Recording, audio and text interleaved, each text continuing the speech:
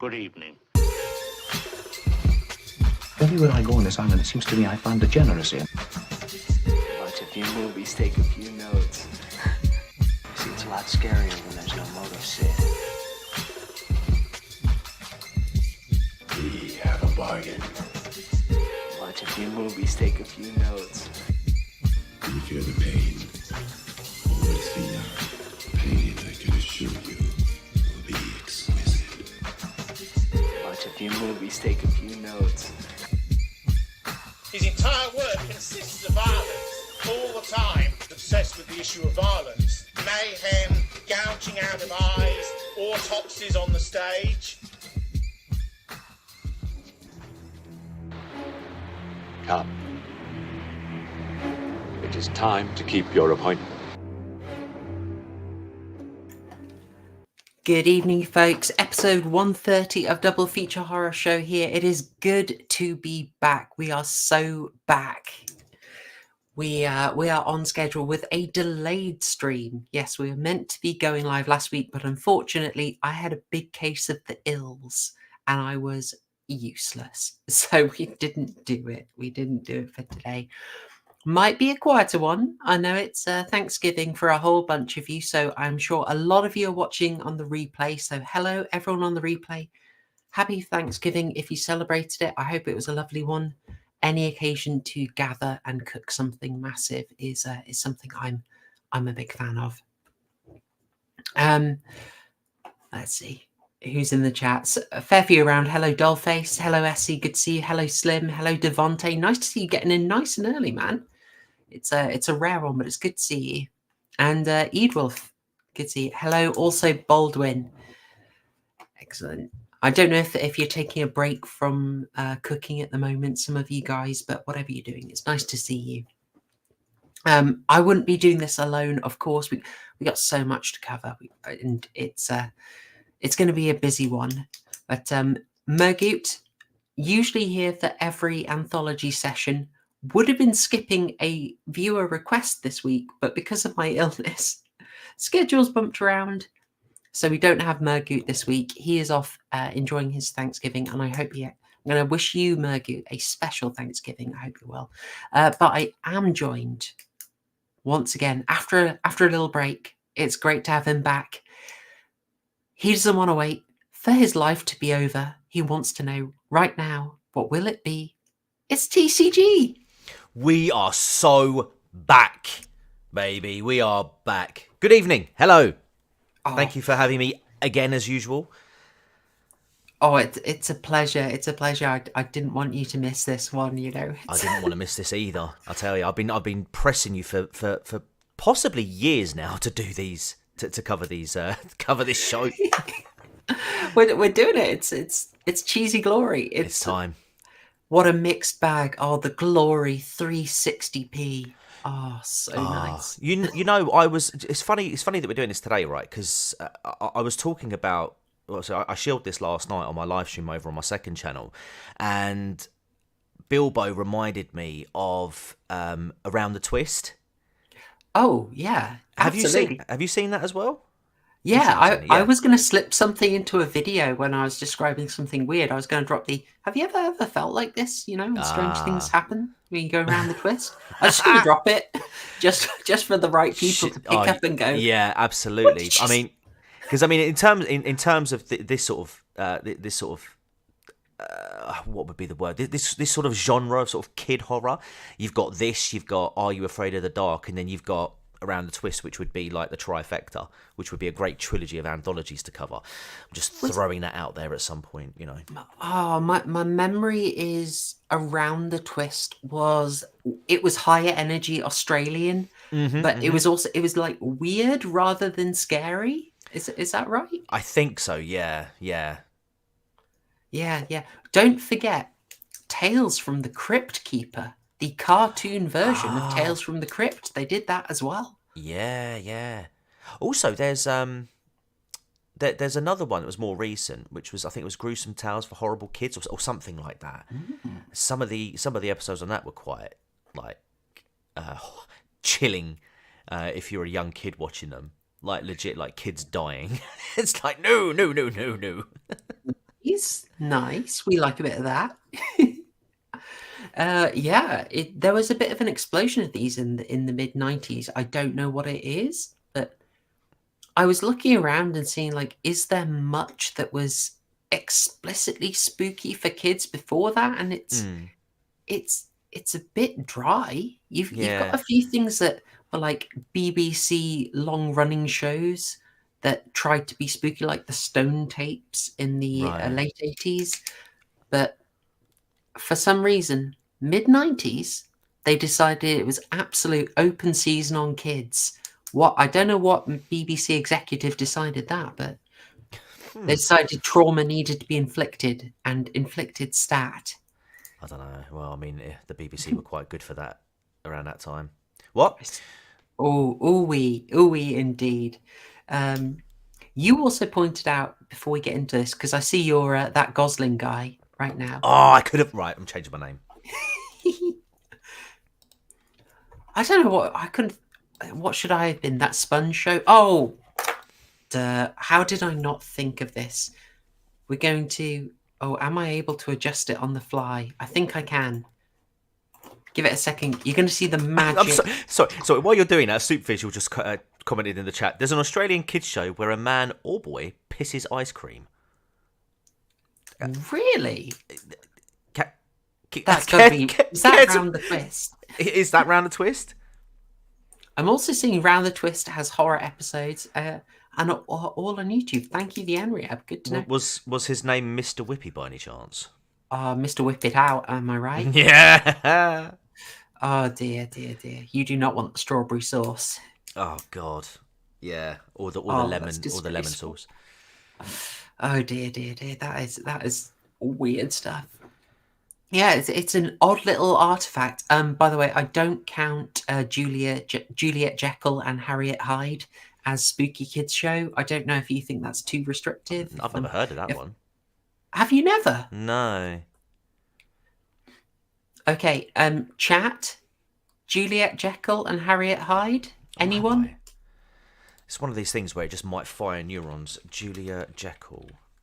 The transformation. It's like she's a schoolgirl. She transformed for comedic effect. She had this really gonky costume that kind of looked a bit like the Honey Monster. Oh in drag. no, I do remember that. I didn't really watch it, but I do remember the.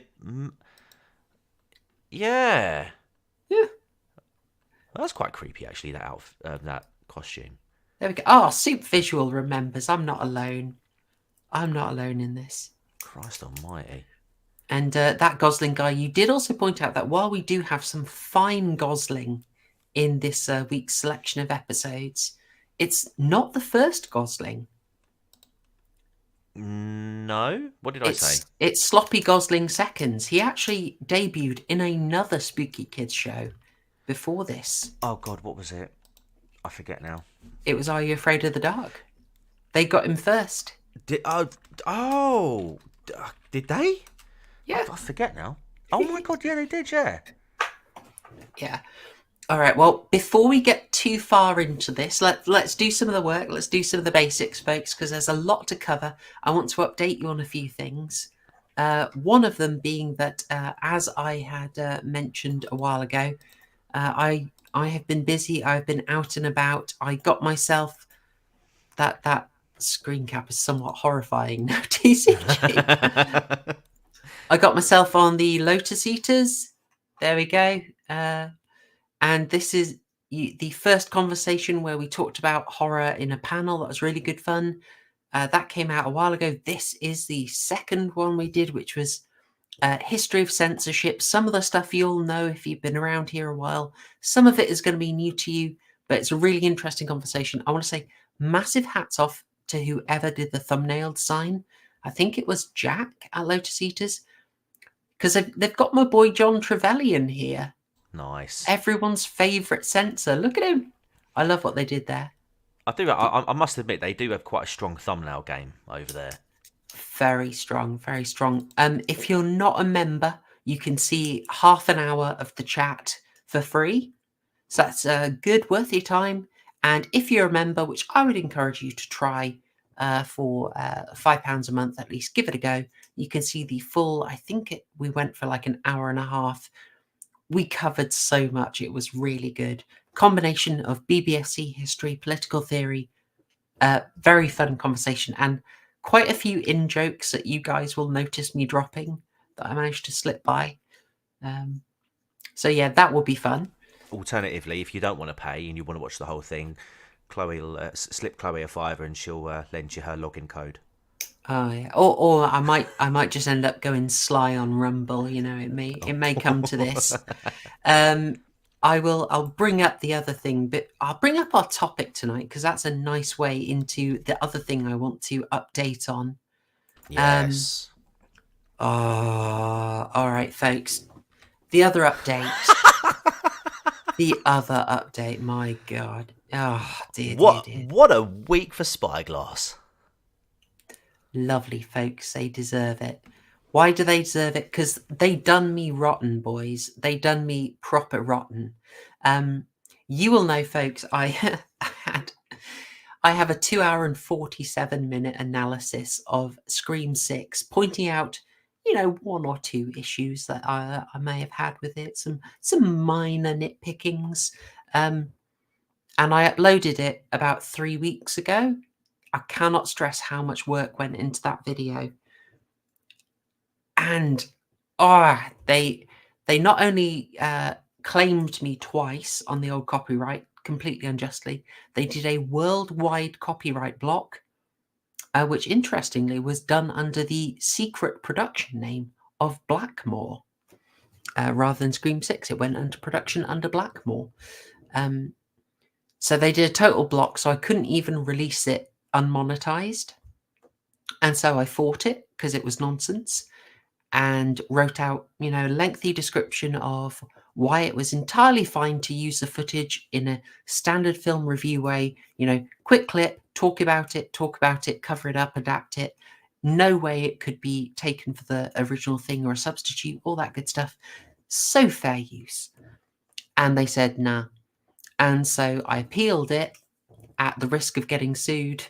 Had to give them all my details, basically give them inside leg measurement, and an even lengthier reason for why it is extremely legal to use their footage for clips in a film review.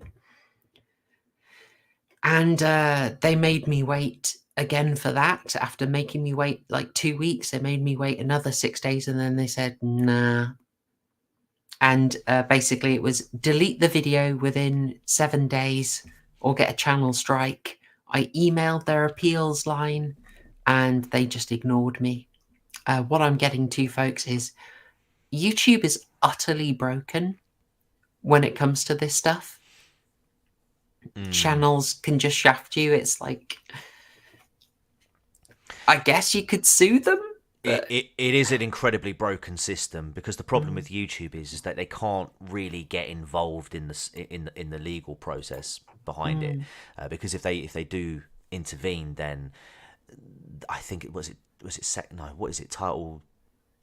Oh, I can't remember the thing, but they have certain protections as a publisher, and obviously if they start getting involved and start editing or making editorial decisions, then they might lose those rights, and it could just throw the whole platform into disarray. It is a messed up system, though. What I would like to see is where people flagrantly abuse the system, YouTube actually stick to that, actually stick by their terms of service and actually, punish the people that are, abusing that system. Totally. Especially in cases like this. Obviously, it would, if you were to go down the legal route and win that one. Not that you possibly could, because you're dealing with like $1 billion company, but like, let's say hypothetically you did, and it turned out they were just talking out their backsides. You'd want repercussions, but you're not going to see it, which is a shame. Yeah, my personal preference would be that YouTube pays for a few people to be effectively what's the word? It's not advocate. It's someone who's meant to be sort of in the middle and impartial, like an adjudicator.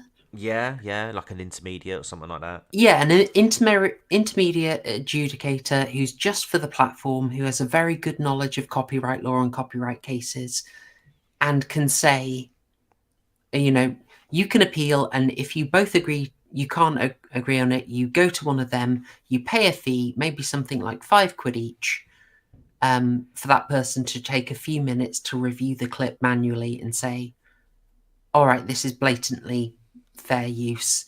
This is what we think it's fair use, but if you sue us, we will go with you. Or like some kind of advisory thing. Yeah. Just because at the moment, if studios don't want to be fair, you've got no leverage. You've got no leverage at all. That's it. When, it's one thing when, it's like a dispute between two like smaller creators. But then, when you're dealing with these like massive companies, and they will just throw everything at you to get their own way. Yeah, well, I don't know if it's even throwing anything. It's to me, it's simply like an algo picks it up, and they they see the title, which, by the way, was originally Scream 6 is Cinematic Syphilis. And I changed it when I uploaded it to a far more moderate Scream 6 Thinks You're Stupid. And I think they saw that title and said, nah. It's some very bored person just like clicking nah, deny. Yeah, see, like in that sort of situation, if someone's just getting salty because their little film's getting criticised, then that's blatantly abusing the system. That shouldn't be permitted at all. I think, Now, you guys listening to this, possibly what you're thinking is, okay, yep, YouTube screwed up. When can I see my mauler, like demi-mauler? It's a half mauler treatment of Scream 6. I am this weekend going to do a couple of edits to sections I think will get flagged.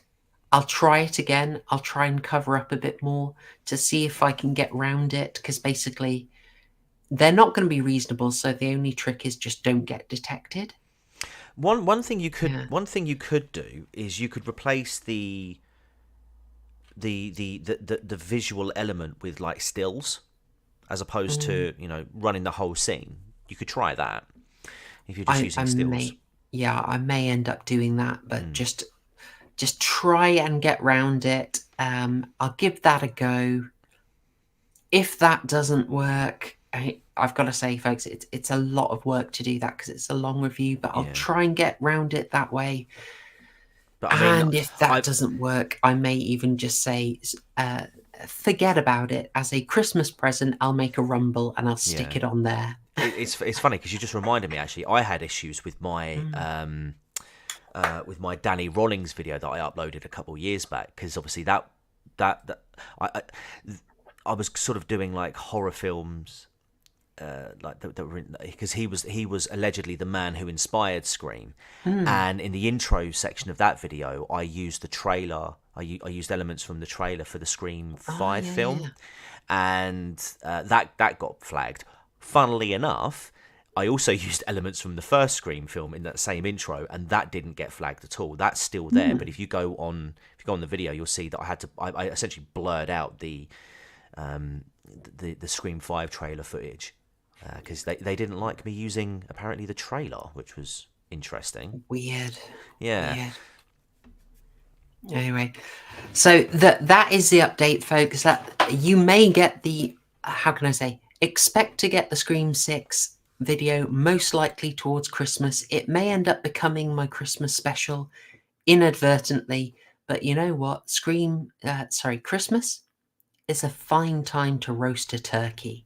And I'm going to be roasting it. Oh yes. Smooth. So that's about me. How about you, TCG? Let's get a little shilling and then get into the topic.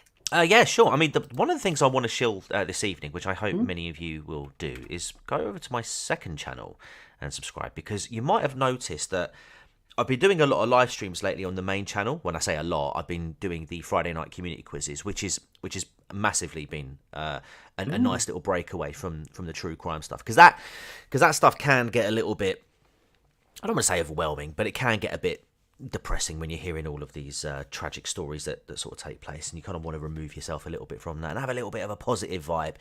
And so so the Friday night community quizzes have been a massive boost to the happiness meter of your boy TCG. And we do throw little elements of crime in there as well. So, you know, it's not like we're completely removing ourselves from that. Yeah, there's the mug shot. We've got the mug shorties at the end of towards the end of the quiz. You know, we've got a little bit of crime sprinkled in, and there will be some this Friday, where we'll be diving in again this week. Yeah, so tune in tomorrow, main channel. I'm sure you're all subscribed. That's all fantastic. But I really want to chill out my second channel, because while I've been doing the live streams on the main channel, I've also been over on my second channel getting a little bit more active over there, and that's where I've been doing video gameplay.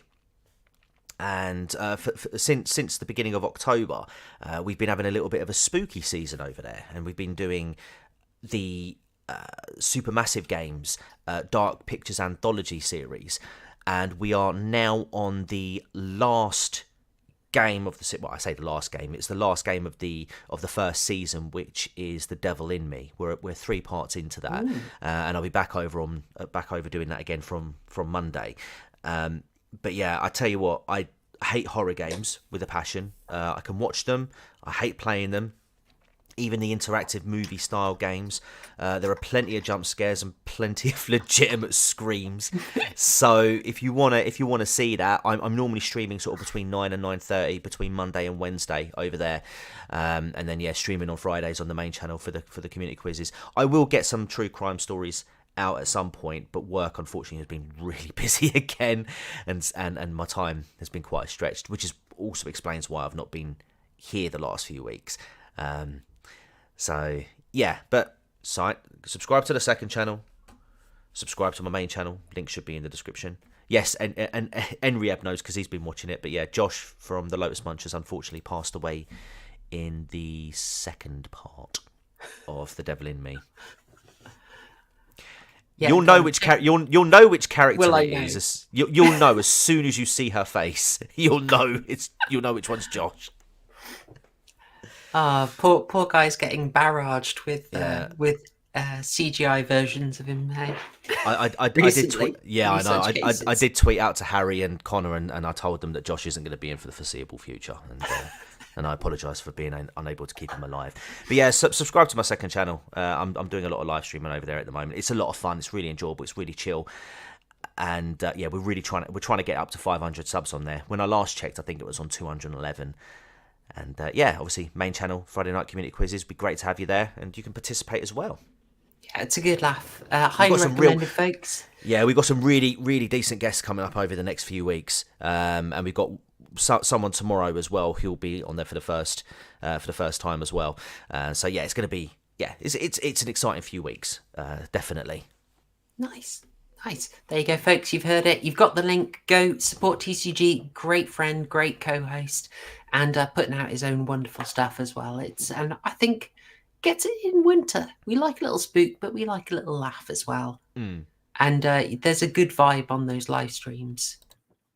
So let's get into it. So the top. Oh, and my usual shilling. I've given you the update, but just so you know, loads of work going on in the background. Members know if you're a member of the channel, which you can sign up to via links in this video, either here or on Subscribestar.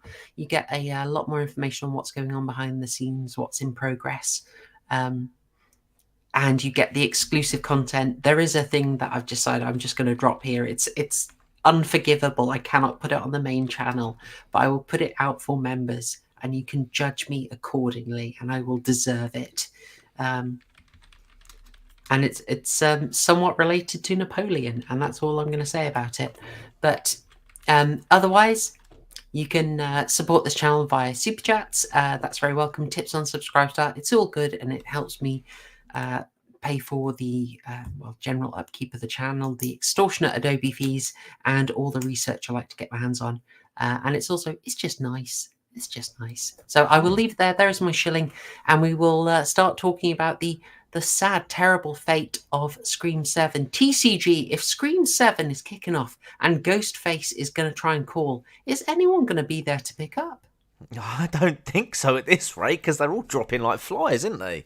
Exactly. What shall I mean, do you want to give people the basics? I mean, I've got it all up there. Maybe. Yeah. By the way, spoiler warning and content warning. This screen cap does contain mundane Matt. Oh no! I'm very sorry. Matt Jarbo has contacts inside the industry. Shocking.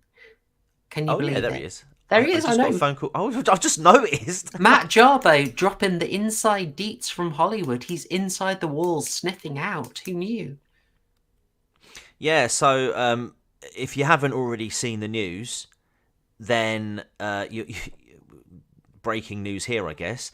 Melissa Barrera, who played Sam Carpenter in Screams 5 and 6, was fired the other day over her stance on the Israel-Gaza situation. Apparently, I haven't seen the comments exactly, but apparently they sort of lean towards the anti-Semitic sort of route. Now, whether that is the case or not, I don't know. Like I say, I haven't seen the actual comments. All I know is that she got the sack. She did put out an Instagram post to say that, you know, she would rather something along the lines of she would rather be known she would rather be excluded for the people that she includes rather than included for the people she excludes. That's the one. Who knows?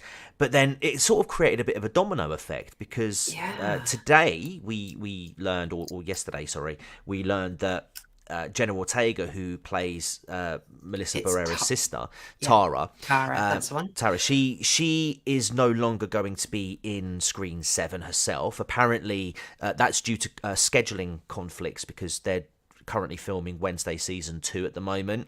And the idea was, from sort of leaks that have sort of been sort of etching out there, is that she was only supposed to be featuring in Scream 7 in a sort of cameo role.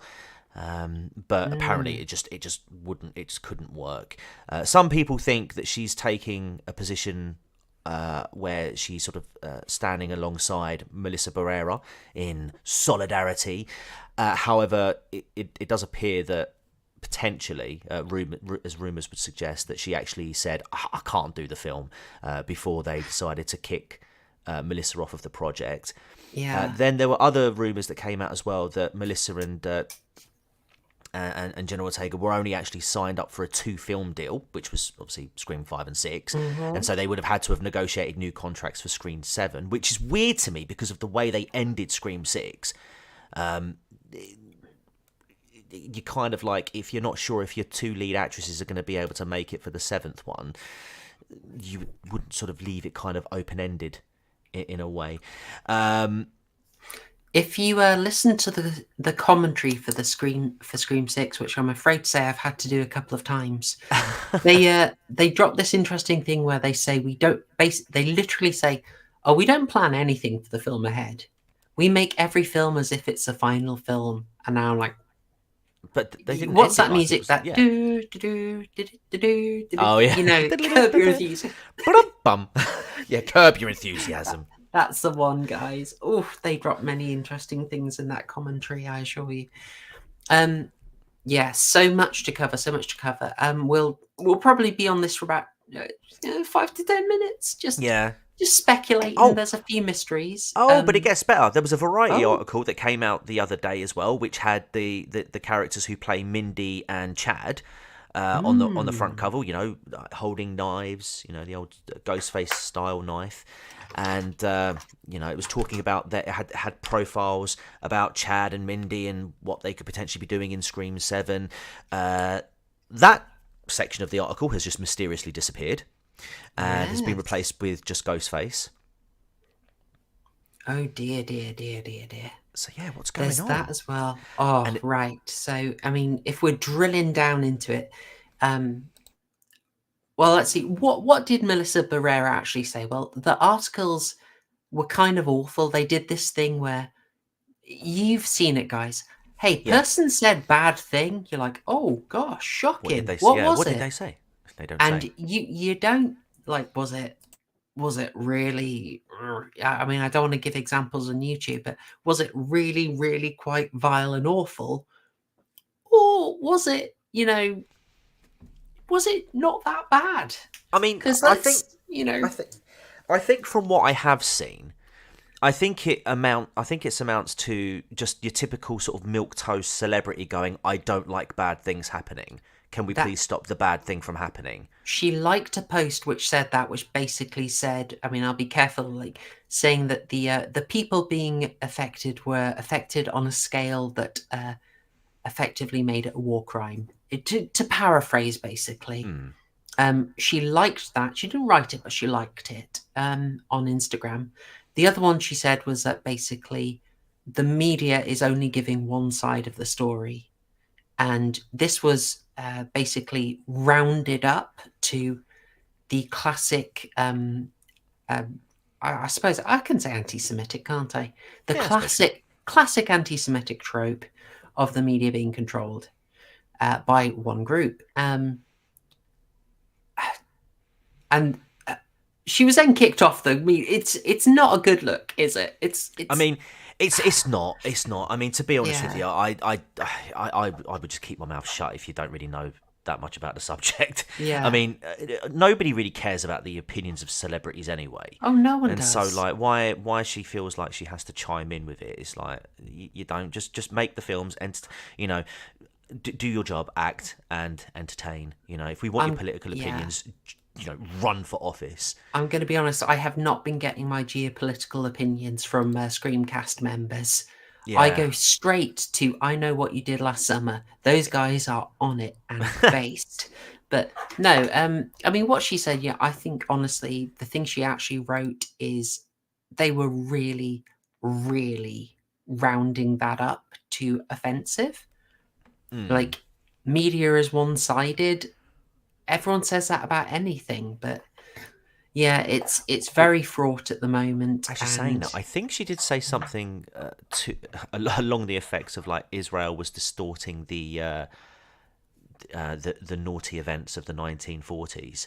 Oh, that might have been in the thing she liked. Yeah, that would get you in a. But then so did The Guardian recently. Our good friend Harry uncovered that one. Oh, really? Yeah. I have to say, right. Again, I'm not an overtly political person, especially these days, but it is interesting how sort of emboldened the far left have become since the 7th of October. I don't know why that is, but it is interesting to see the mask somewhat slip, and funnily enough, how it's affected a mask-wearing serial killer. Oh, true. Devontae is there saying, yeah, Melissa can say what she wants. Yeah, I think she should. I think she should be able to say what she wants.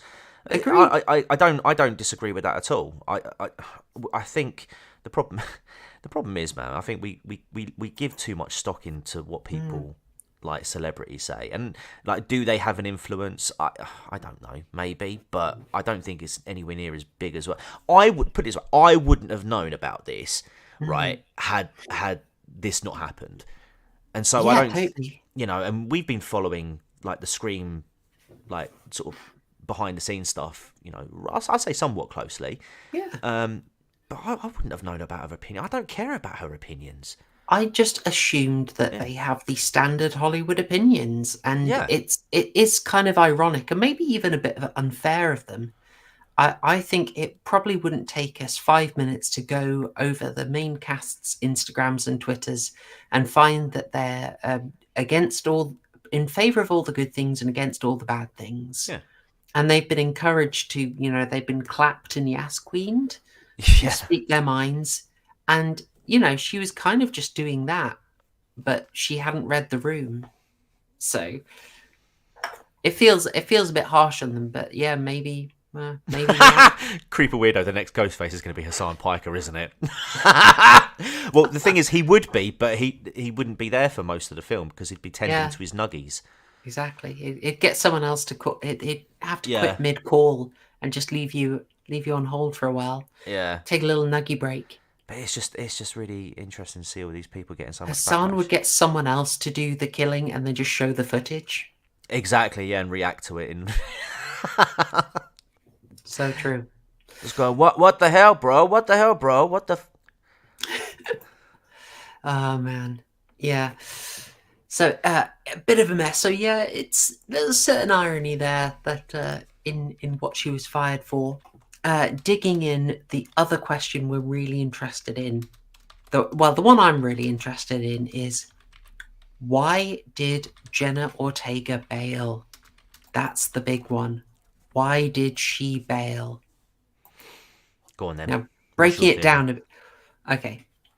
Well, we've got a couple of theories. One, solidarity. You know, she's going for that. She's a big fan of Melissa Barrera. She's leaving in solidarity. You know, very interesting that it was dropped just after the Barrera news. Okay, that's what we know for certain. There's the message that has gone out from the mainstream channels and the shill accounts. Might seem a bit harsh. Am I harsh calling Scream with Ryan Showers a shill account? Maybe, but yeah. He's able to get people from inside the new productions on his podcast quite easily, and I think he is a somewhat how can we say, unofficial official voice. Maybe that's a friendlier way of saying it, but he is holding the line that it's nothing to do with it. That is all about scheduling and Wednesday, season 2 being filmed. The problem I have with Ryan's opinion, because it is just his opinion, is if it was just a 2-movie deal, then why would Spyglass need to use Melissa's social media accounts or posts as an opportunity to push it to one side? They could just not negotiate a new contract. It's just like they didn't need to do this if that was the case. Do you know what I mean? Didn't need to do it. Didn't need to make a big thing. No. So thank you for your 2-film contribution. We're going to look at we're going to take the franchise in a different direction now. Like, yeah, totally. Didn't need to do that. I think it's a bit of a hot take from Ryan, if I'm honest. Totally. I think it's a face saving thing. Like Melissa Barrera, she done a bad. She she did an oopsie. That's as PewDiePie would say it a while ago. But they want to stay in good with Ortega. She's hot. She's up and coming, right? So they don't want to do her wrong. But this is a face-saving explanation, if you ask me. But there's a third explanation that I lean on. Okay. I think Jenna Ortega's a pretty canny actor, and I think she saw what we in the business call an S show. She saw a dumpster fire. So thinking about it, like Scream 6, let's be frank, you can kind of get by on the first viewing and think, it had its moments. It's got those good moments. The comedy is pretty good in it. But if you, say, watch it 3 or 4 times to make an absolutely painfully in-depth review, the flaws are quite glaring, right? And if you expect Scream to be a high-standard series, it's a bad one. She's aware of that. It's a 7th in a series. The prestige is going down a bit. The original directors who brought her on board, Tyler Gillette and Matt Bettinelli. Oh, no, sorry. Oh, hang on.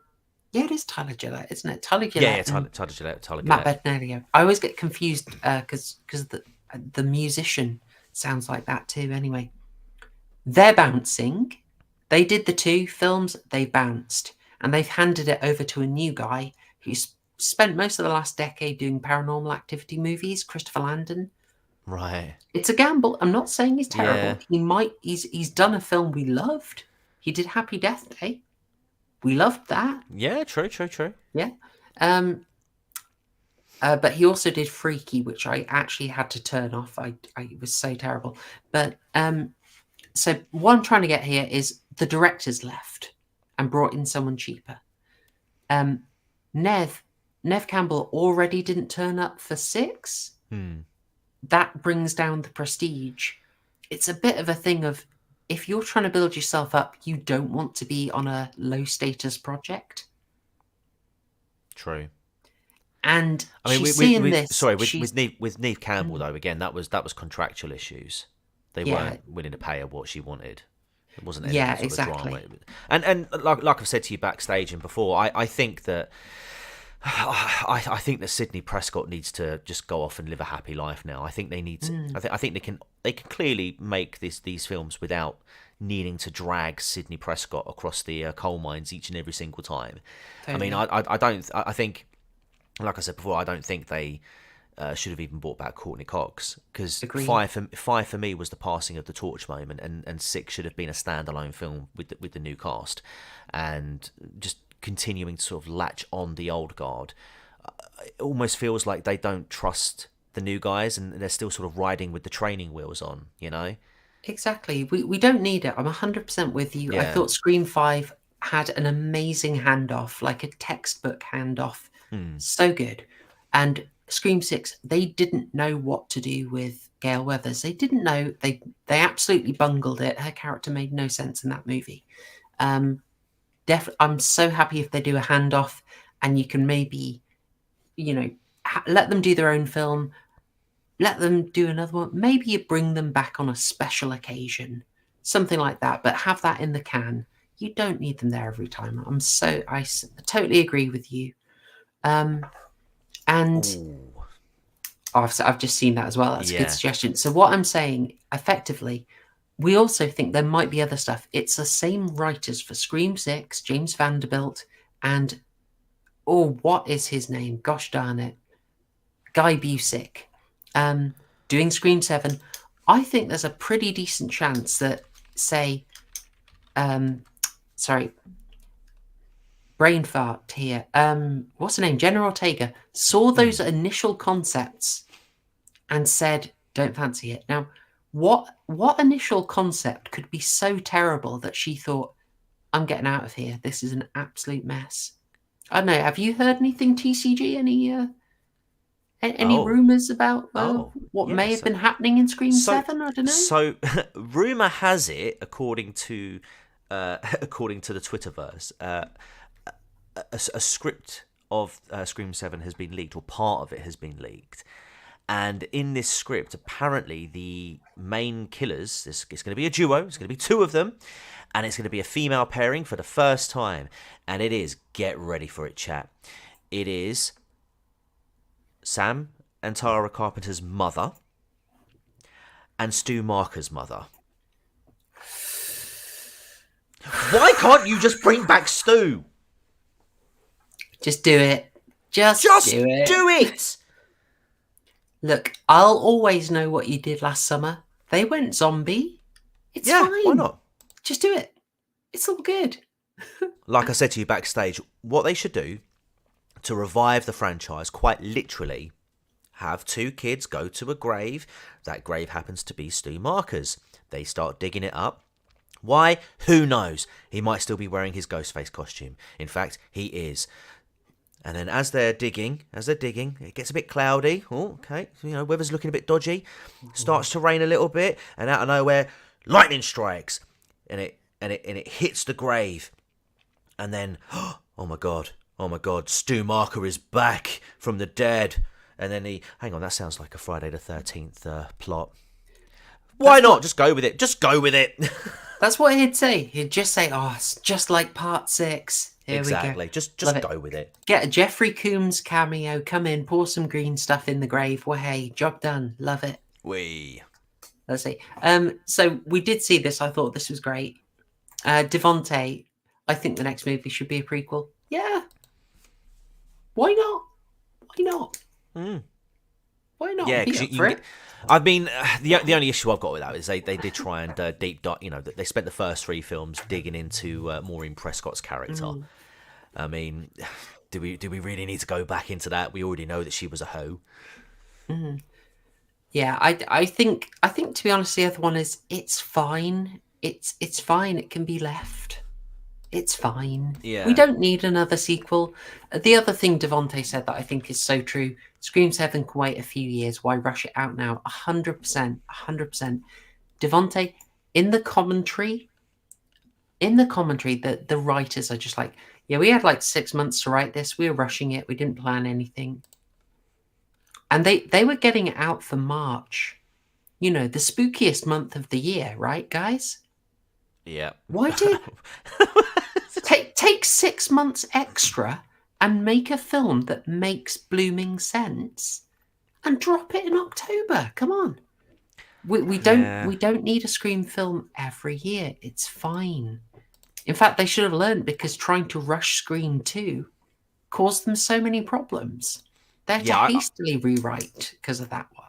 yeah. That Well, I one. mean, they got lucky with Scream 2. To be fair, the only issue again, like, with this whole annual thing, I think they're trying to relive a time, like the 80s, where you'd get a Friday the 13th film every year, or you get a Nightmare on Elm Street every year.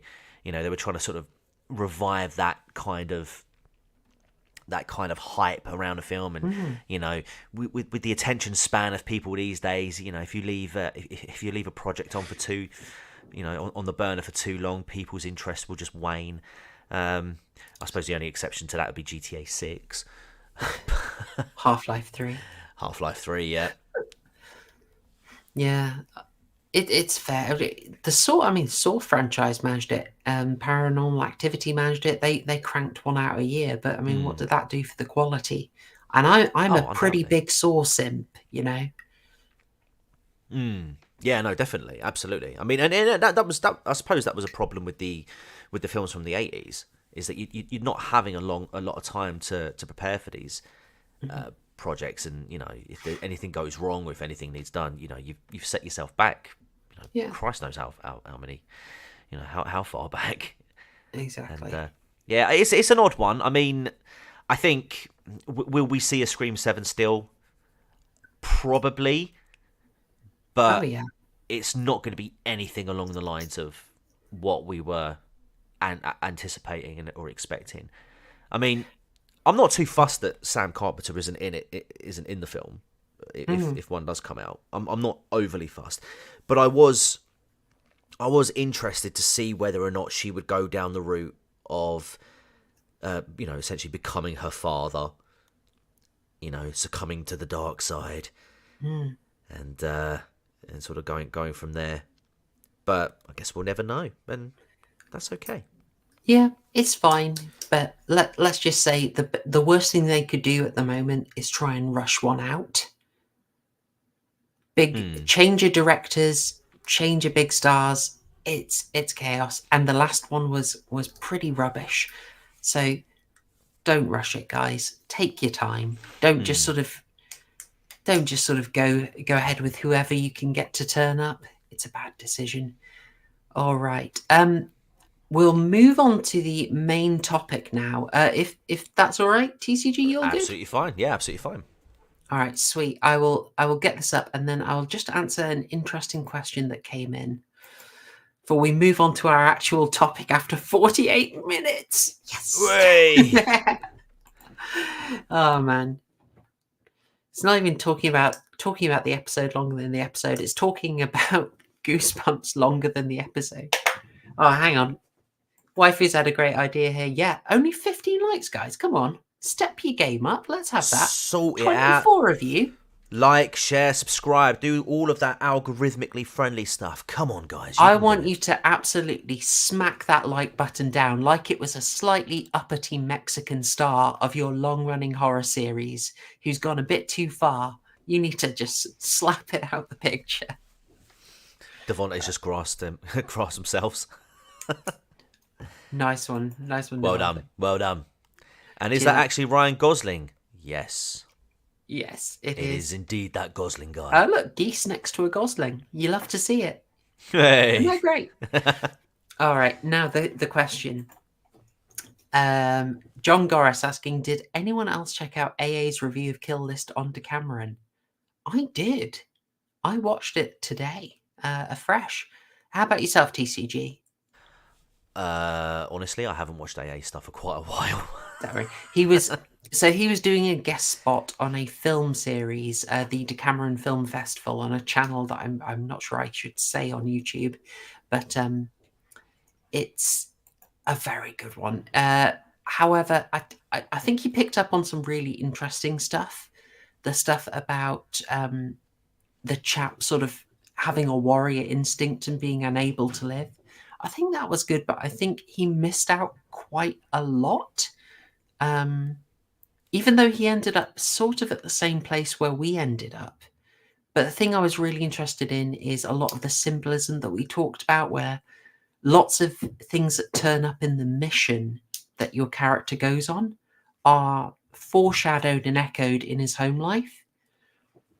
And I ended up viewing it as a lot more of a thing of kind of a parallel for how can I say, I'm trying to be concise and non-spoilery here. The film kind of talking about with that how a lot of things that are nominally for the good, especially the good abroad. So I'm thinking particularly like because he's a soldier, say Britain's recent military interventions, how they ended up basically destroying his home life.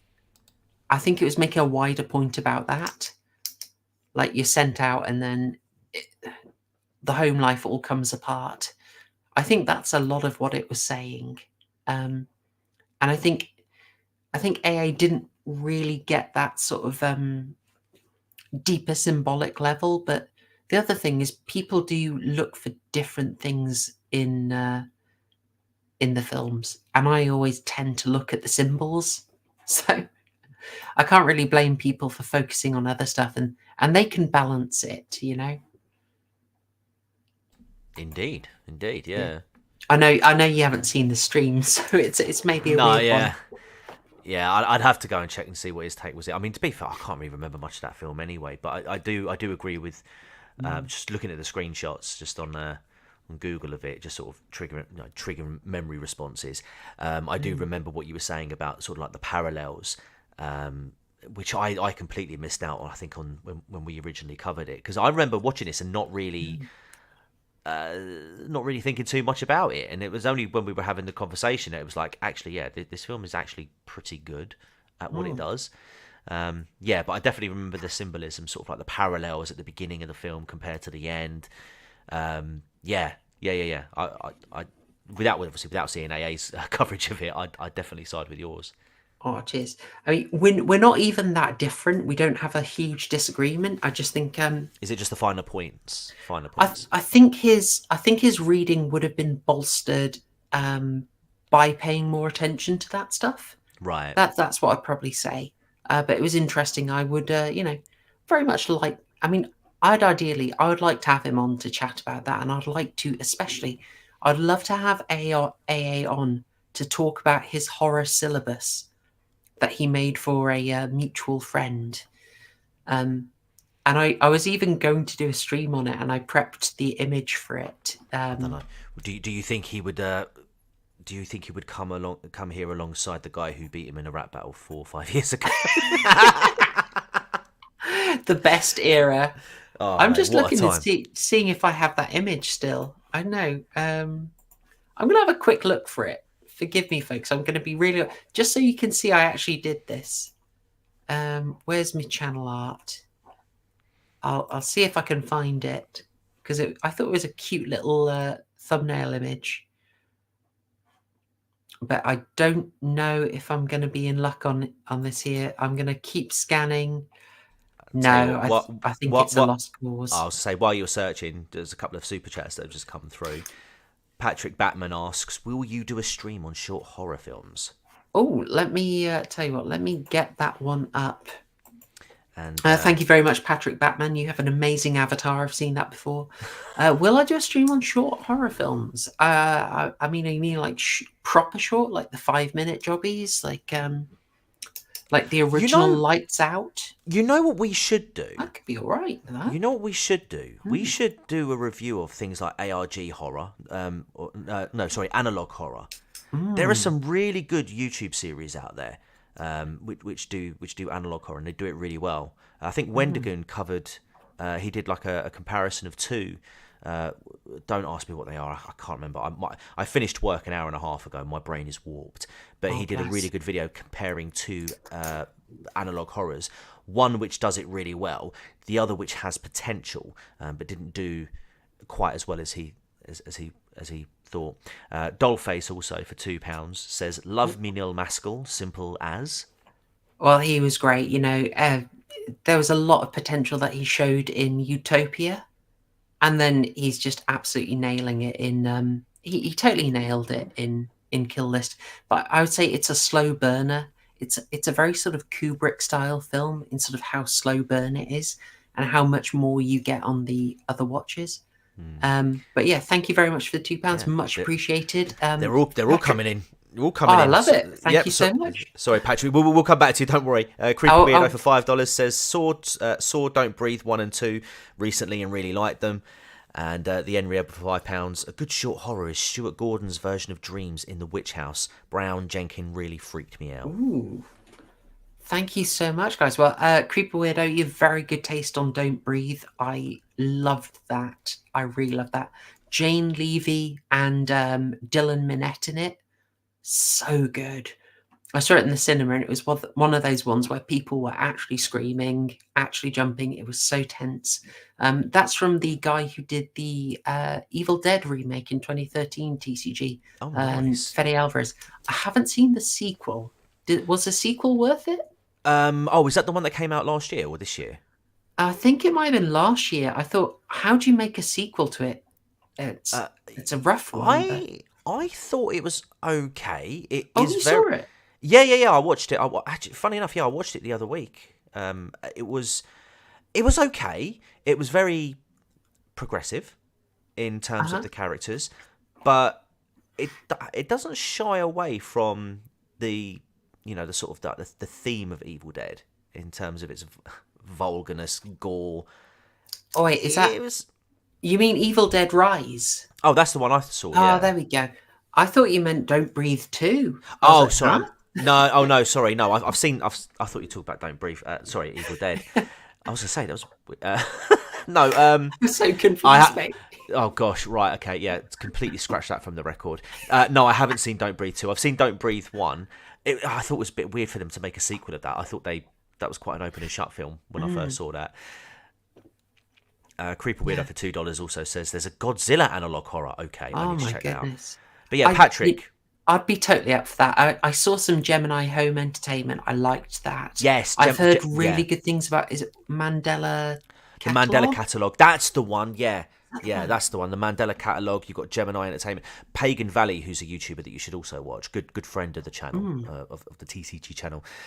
He covers a lot of analog horror on there and does deep dives. Should we get him in? We should do, yeah. We see if he's around for December. I think we should, yeah. We had him on. Do you remember we had him on the community quiz for a little while back? Yeah, let's do that. I remember him on that. I'm sure I've seen him. Okay, good suggestion. Creeper Weirdo. We're gonna get someone who knows a lot more about this on it. Patrick Batman. We'll get. Well, both of you will get someone who knows a lot about it on it. It'll give us time to binge.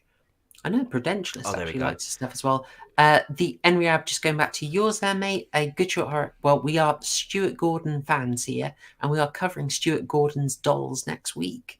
Nice. Fun fact. Nice. I haven't even seen that. His cover of Dreams in the Witch House. That is nice. Waifu was referencing one whose name I cannot remember, but I can tell you if you want to find it. Let's see. I'm just trying to see where a comment is about. Hello. There we go. This Lovecraftian film. If you want to find it, it's from the director of The Empty Man. And I will try and find that for you quickly. The Empty Man was recommended to me by a few people, and I thought it was very interesting. Not perfect. David Pryor is a chap, and his first film is AM 1200. AM 1200. Short film, really good. I liked it a lot. Patrick also for £5 come back and said The Disappearance of Willie Bingham, 12 minutes on YouTube. Very good. I got loads of suggestions. Bring them in, mate. Patrick, drop them.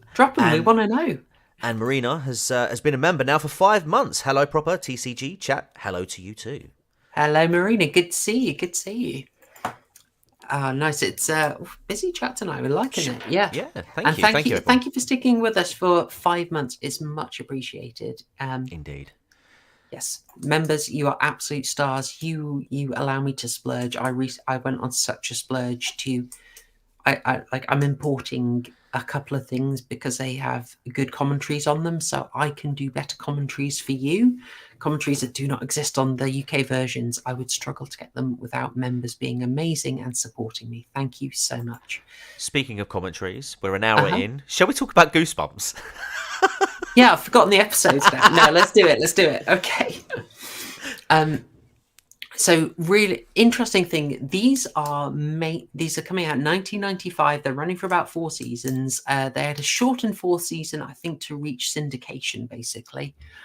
And they were based. I'm sure you all know this. They are based on the incredibly popular at the time book series by R L Stine, as has been on the screen for about half an hour. Wait a minute. These were based on books by R L Stine? Robert Louis Stein. Yes. Wow, I never knew that. And this is the first attempt to cover them. There was a slightly more, Baywatch Nights version of it by the same crowd later in the 90s. But this is the original, far more aimed at kids. And the people behind it are slightly familiar names. So R L Stine had limited involvement.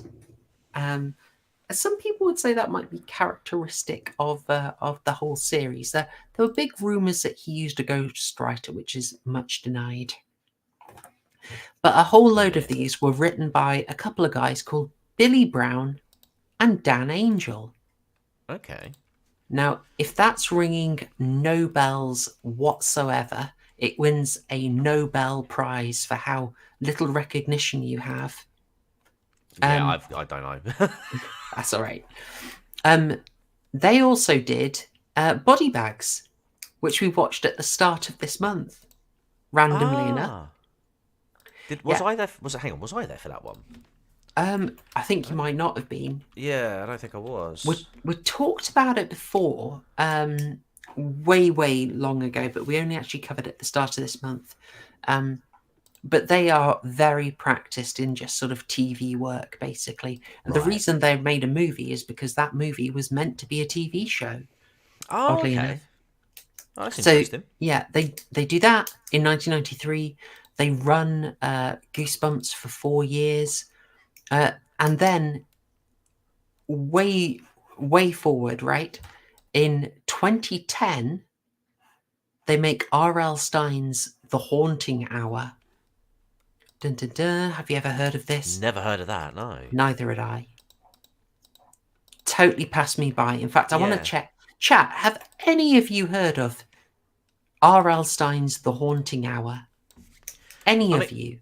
I mean, for me, in terms of like the TV and sort of media aspect, my knowledge really extended from the TV series, obviously the books, but the TV series, and then the franchise goes dead, and then next thing you know, Jack Black's ugly mugs all over the place. Oh yeah, the movies start rocking out. Yeah, yeah, and there's a new TV series I think on Disney Plus at the moment that's airing. Yeah, they've rebooted it. We're so timely, TCG. We're so timely, you and I. I know, right? That was definitely not planned. Not in the least. No, it genuinely wasn't. I mean, it actually wasn't. No. I just suddenly saw an actual Justice Warrior video about it. I was like, oh, crikey. What do you know? Oh, hang on. Marina has actually heard of it. Marina has, and Essie has also heard of it. Okay, this was brand new to me. I totally missed it. Also, I see Patrick Batman is dropping recommendations for short horrors. So is the Enriab. I'm gonna go back and I'm gonna write these down, guys. So keep them coming. What I'm trying to say, he also did a let's see, the series ran over 100 books. He also did a Choose Your Own Adventure series. I remember that. He did a short story collection, which I had. I'm very old, folks. You should know. But this was the first attempt to televise it. Oh, and of course, we also got the Fear Street trilogy a couple of years ago, if you saw that. I really didn't. Oh no, was that the stuff that was on Netflix? Yeah, that's the one. Yeah, I didn't watch them. They're a treat. Did we cover them? No. I threatened to. I tried to get someone on, and she said it was a bit degenerate. Oh, right, okay. And it 100% is, but it's very interesting. And I thought genuinely, I'm I sorry, loved it. but I loved it so much. I think if you like to dip your toes in the horror genre, and yet I think horror is intertwined with degeneracy. Yeah, this was more of how can I say? It was a bit on the message. It was quite a lot on the message. Oh, I but see. In a way that was quite interesting. I enjoyed it. I enjoyed it a lot. It has its issues, but in terms of telling a story that's novel and innovative and moved horror forward, I massively rate it. You've got your head screwed on. You're not going to take in the message it's trying to get into your brain. Just enjoy it. It's great horror. And just the way it told a trilogy, Bloomin' loved it. The major problem I had with it, TCG, is I got so annoyed that something set in 1994 had Prodigy's Firestarter in it. No. Unforgivable. I was there, boys. I was there. I know that garbage track, that was not released at that time. Firestarter was not released at that time. You can't trick me. Anyway. God. That was also one that caused a journo to have a massive freak out at me, but that is another story. No way. I totally triggered a journo over. Hang on. That was it was 1997, I think. No. Yeah. Yeah, it was, wasn't it? 97. It was. No, hang on. It was earlier than that. It was. I'm just looking it up now. Yeah, 18th of March 1996. Yeah, it was released as a single first. Yeah. Yeah, a year before. So yeah, it's 2 years off, you stupid idiots. Yeah. Journo was praising like, oh my god, it's great. It's the first lesbian couple leading a horror movie. I was like, what about this one and this one? Yeah. And it's she like freaked out and was like, who are you to question me? I'm the first name who comes up when you Google queer horror. I was like, it's like when they say, so why am I wrong again?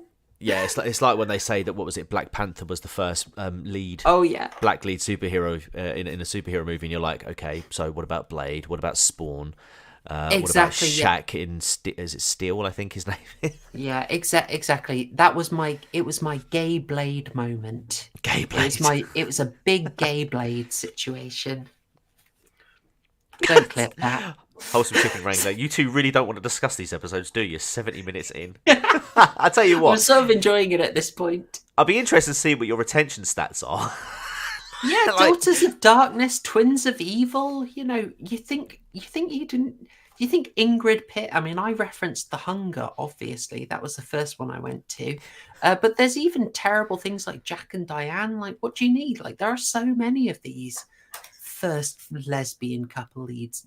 Person who knows nothing. Anyway, again, I'll move on because we were 70 minutes in. So in summary, chat, we liked Goosebumps as kids. It was a nice little nostalgia trip. These 3 episodes, I would recommend you watch them, especially if you were familiar with the series back in the day. And so that concludes the stream, I think. And we'll see you next week. Oh, very nice, very nice. I dare you to go to half 10 and not even discuss the episodes. Yeah, but then this would constitute as clickbait then at that point. It wouldn't be the worst clickbait I've put up. Members, you've got a treat. You've got a treat coming. All right, let's talk about it. So the format, we've got to analyze it. We're going to get our analytical chops on. This is obviously made for children. So the scares come down. The scares come hugely down. And being adapted from novels, they have a certain format that sticks very close to what is in those novels. As in, you will notice a shocking number of cliffhangers for adverts that lead nowhere. Just like the novels, every chapter ended with a cliffhanger. But in terms of what they're taking from the anthology genre at this point, we have an intermittent host. R L Stine introduced a whole load of those episodes. Well, about 12 of them, which isn't bad for the number in total. It's about, what, 60 episodes? I think so, yeah. And do you know what? Because I remember this series so distinctly for its opening theme credits. And when I saw it was because this one was the werewolf story, wasn't it? Yeah. Yes, I got this from the werewolf. Yeah, it proper jarred me. I was like, wait, what? Hang on. I just completely blanked it was a complete memory blank. I'd never remembered like him introducing his own shows, and he kind of went down the kind of Alfred Hitchcock route by trying to be a little bit comedic, but my man was very, very monotone and very, very flat with that joke.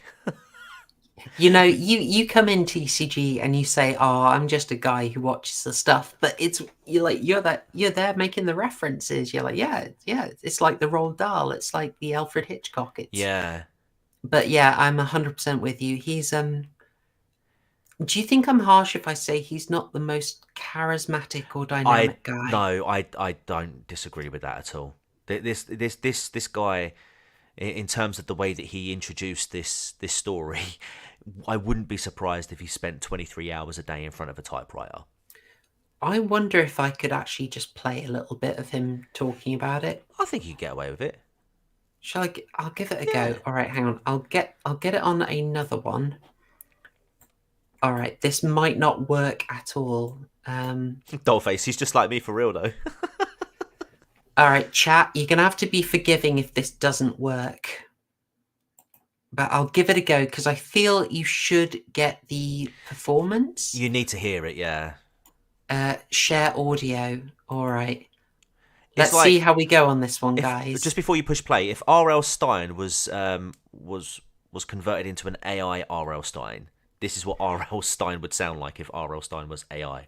All right, here we go. YouTube, you've already smacked me around once for copyright with no basis this week. If you could limit it to just once and let me get away with this one, really appreciate it. Here we go. Get riveted, boys. Hello, I'm R L Stine. I write the Goosebumps books. You know, werewolf legends haunted people's dreams for hundreds of years. Imagine a full moon, someone beneath it, slowly turning into a ferocious wolf creature.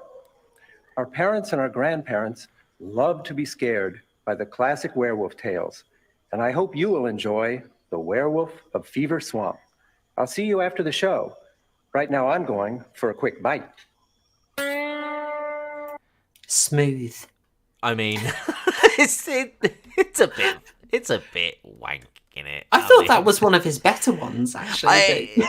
I know, but I mean, it's like if you look at him very carefully, you can see him slightly move. Just about. How can I say? He's not a natural actor. I mean, no. I say this as sometimes when I listen to these back, I'm like, for God's sake, Chloe, can you intone? Can you please use some expression? I mean, don't get me wrong. I know I'm pretty darn monotone. I mean, don't get me wrong. My narrations aren't the best out on there on the platform. I just find now your voice is golden. I just find it really funny though. Like you've got this person who can obviously write a book, but yet he can't read it. He can't read it aloud. Bless him. So I don't know why they stuck him in front of the camera. Bless him. I don't think he was. I'm not having a go. I don't think he was hugely happy about it. Yeah, it didn't look like he enjoyed it. He's a shy guy. Yeah. I think the other thing is he didn't always want to be a kids author. Like you see him, that was just successful. He branched out as much as he could. Like he did the teen series Fear Street. He did Point Horror Originals. He did his own adult books, Red Rain and Superstitious. He got the Wes Craven treatment, you mean? A little bit, but when the money's coming in, let's be honest, how many writers have that success? You'd churn them out, wouldn't you? Oh God, yeah. I don't even think I even asked you. Were you were a Goosebumps fan back in the day, right? I used to watch a lot of the TV shows. Yeah, I used to watch a lot of it back in the day. I don't remember it that well, to be fair, but I remember bits. I remember bits and pieces. But I watched the TV show more than I read the books. Yeah. Yeah. Oh, I devoured the books and I just caught a few of the TV shows. But it's Do you think it was a fair description of them, of how the stories go? Like, I what do you think so. remember about them? I think so. Yeah, I think so. I mean, obviously they've had to like compress it as much as they can to fit into like a 20-minute episode. But like all the key points, like all the key parts are there. Marini, you're not wrong.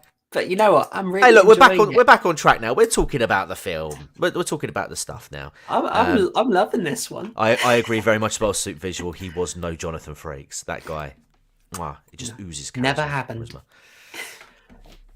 Charisma. I've just noticed how good Suit Visual's avatar is. Yeah, I'm it's amazing. fascinated by that.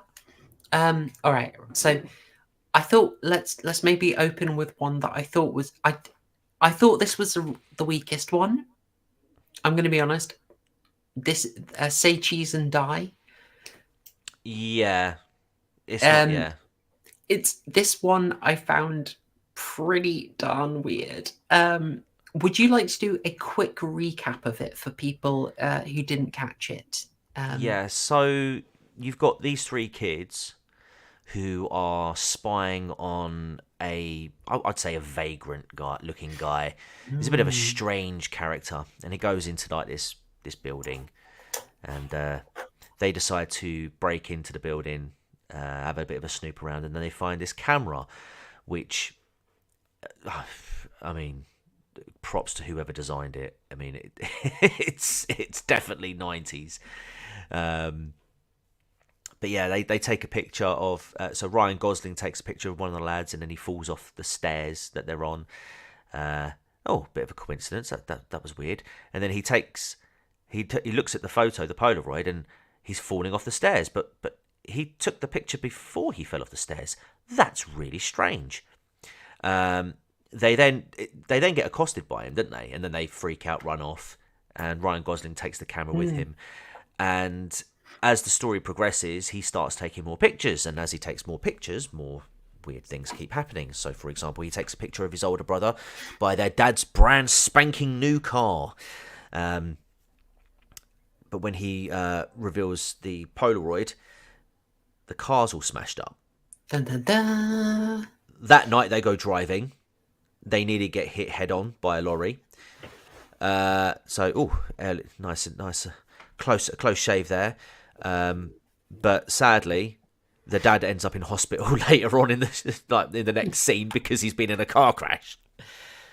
And then one of the friends disappears. He gets accosted by the police in such a weird interaction. I mean, the shades on that cop, man. That was Scott Speedman. Okay, who's that? Scott Speedman of the Underworld series. Really? Yeah, the guy who would be filmed porking the director's wife for like 3 films. Blimey. Yeah. Oh, he went up in the world, didn't he? But yeah, it's just weird. And then the guy, the weird vagrant scientist guy. I've got him on screen because special. Because they go to take the camera back. He's there. He's like, thanks for the camera. But now you know too much. I'm going to have to silence you. And they take a picture of him. And for some reason, instead of like a bad thing happening to him, he just gets absorbed into the camera. Yeah, it was a small change in the rules, wasn't it? Yeah. Okay, that didn't happen before, but okay, we'll roll with that. And then a couple of bullies who were picking on Ryan Gosling's character earlier on in the show, they find the camera, take a picture, and then they freed him. Mwahahahaha. Yeah, it just appears behind them because it's a children's show. We don't see him turn them into a human centipede or something or whatever he was going to do. But yeah, it's I would go baffling. Yeah, what do you think? Yeah. I still find that I find it very strange that young boy who is my avatar at the moment would grow up to essentially be the king of misogyny. He just like us, for real. He overthrew the matriarchy in one fell swoop. What a supreme gentleman he grew up to be. Oh God, don't say that. Do not say that. I I love the extreme stylization of all this. That Yeah, in, I mean, in it's all of these, they go big on this lighting. They're quite consistent. yeah, That they will have these gel lights in the background, like and it's a it's ContraPoints video, yeah, and it's and so I love it. yeah, it's so quintessentially 90s, these TV shows as well, because you have that like really sort of like manual close up of their faces when the spooky things happening, like a cameraman is literally running towards the guy to get the shot that they need. You know, they angle the camera as well, so it puts you off balance. Like everything that's 90s is in this. For zoomers, a camera is a device that captures an image from a single perspective. It will produce the image on a physical thing called a photograph. It's like a TikTok, but it doesn't move. Okay, guys. Exactly. Yeah. Oh, Well, no, mind I you, love- we got this Polaroid camera that Mm. when you take a picture, it will produce the Polaroid, but within that Polaroid will be a little QR code, and then if you put that QR code if you scan that QR code, it will actually play the audio for like a few seconds at the time that picture was taken. Oh wow! How weird is that? That is weird. I'm having a little look for. I mean, kudos if slightly creepy. Mm. I'm trying to find one of the clips I sent of you where I like. I just some of the costumes that were super 90s. I saved because I was just stunned by how 90s they were, but I'm struggling, so I might have to. Oh wait, it's coming up. It's coming up. I've got one of them. I'll save. I'll put this up for you here. Sorry, guys, if I realise this isn't particularly interesting audio whilst I look for this stuff. Oh no, it's riveting. Don't worry. Gosling do be looking like a member of Hanson in this, says Dollface. Yes, he does, and it was So around true. about it was about the right time as well. About the right time. Yeah. Oh, bless. My wife can't is a find massive it. Hanson fan. I've actually seen Really? Hanson live. Yeah, we've actually seen Hanson live. Yeah, when they were doing they were working with like a symphony band, and what was it called? She have a little dance. She had a. It was one of the more along? Yeah. it was nice. It was more of a formal sort of gig, which my wife was like, yeah, this isn't how Hanson do gigs. Yeah, what was all that about in the DMs for that picture? I really liked it. I think I saved it as das ist ein Knochenfoto. It's a bone photo. I mean, I had to save it. I struggle to work out like what the picture was saying. Like, are they literally going to get flayed to the bone, or they're all gonna die eventually? Like, Yeah. just in terms of the 90s, I think like that's all one skeleton graphic that they've just shooped on. It does look like it. I mean, it just the fact that, you know, but if you sort of take it from what they've experienced up to this point, right? Because you have got one picture where the boy falls, which is very literal to what happens. You've got a picture of a smashed up car, which is very literal to what happens. Although you don't see the car. Oh no, do you see the car? I can't remember. Either way, the car crashes. Car gets dented. They up, didn't have right? the budget for a car crash. Come on. No. But and then yeah, this picture where his family have been flayed. Dollface has got it. They're all going to be killed by one of Green Goblin's grenades Yes! from the first wave. Nailed it. Yes. This has got some Mars Attacks energy on it as well, hasn't it? Yeah. When the guy talks about the camera, they're like, "Are you a scientist?" He says, "Yes, I am something of a scientist." Yeah. I've seen, by the way, Patrick Batman is still going with so many recommendations, and the Enriabs actually had a really good suggestion. Put it in a comment. Yes, Patrick Batman, put it in a comment. Yes. They'll make it so much, just because I'm being lazy. But you're absolutely cranking these out, and it's a bit fantastic. I want to give them a go. Yeah, definitely. I mean, comments are more permanent as well, because like if there's quite a lot of like comments in the chat, eventually like the older ones start getting removed, and obviously don't want to miss out on any of the recommendations. So yeah, definitely make a list now, and as soon as the stream ends, give it a few minutes, and you should be able to drop a comment with all of them. I think so. I'll remind Proper Horror Show to pin it as well. So if the other guys if you guys in the chat want to check out any of the suggestions as well. we'll go for it. Like I'm very intrigued, and if the NRAB's approving of them, that is a very good sign. So, I mean, this had a good basis. You know, the story Yeah. is intriguing. They even, they made a full version of this, like the photo, the camera that takes photos from the future. I've seen a.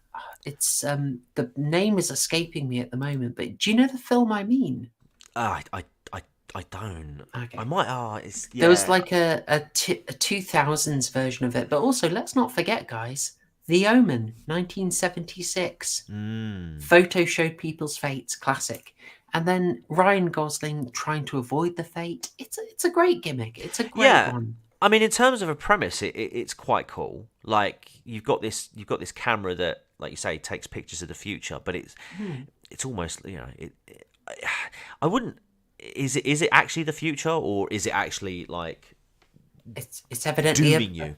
a potential future, Yeah, yeah, exactly. Yeah, it's potential future, like one of many. But I think it's quite a good angle. I mean, the best thing to do would be to stop taking pictures. But I love how, like, when he tries to stop, just stuff happens, which means he has to take another picture. Like bullies get in the way, and they take the camera and try and take a picture. And they do actually, didn't they? They do take a picture. They do. Yeah, it's I mean, those were also classic bullies. We don't make good bullies these days. No, we those don't. were proper bullies. I'm trying to remember what happened in their photo. Oh God, that's Was a good it question. the friend just disappeared, wasn't it? No, so yeah, the young girl disappeared when Ryan Gosling took a picture of her, because she was like, "Oh, take a picture of me, take a picture of me," and he was like, "All right then." And then that's what prompted the knock on the door from the police. I feel I cannot remember. Hang on a minute, I will find out. I'm going to do the old googling now. So We're getting and die. we're getting called not so proper horror show. It's true, although family friendly still, always family friendly, Marina. And yes, Mima, proper horror ramble, absolutely. But we're having a good time. It's a cold, dark winter's day here in Britain. It's a bit grim. I think we need a laugh. We need a laugh. It's nearly Friday. It's all looking up. Oh, dude, the book, man. On Tuesday, Greg, Shari, and Michael go to Doug's baseball game. Before it starts, Greg takes a photo. The picture shows his friend lying on the ground with his neck in an unnatural angle. Ooh-wee. That's a kid's book. Well, they had to play fairly safe with it, They couldn't be too grim. No, quite right. Right, where's the plot? I was looking at the book. Keep going. Have we got how it ends in the original book?